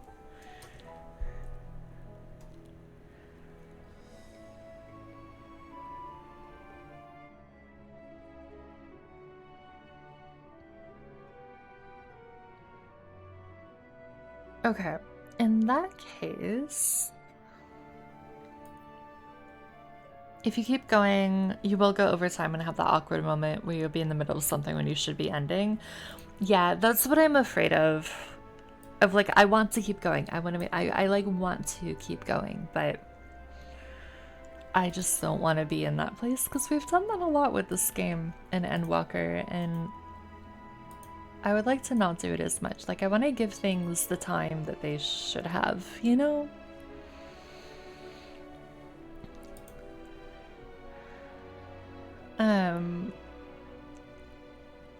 But let's go with Francesca, who is playing Subnautica. Are you listening to Tay Tay in the background? I am. It's been all Taylor Swift all night, Aristotle. I am so happy. Although I kept it quieter than usual because all of the, like, just because it's so much talking and reading and stuff, I didn't want it to be super competing, but it is all Taylor Swift's. You're in the home stretch, you already know you're in the current patch. I know, I'm not prepared to be here.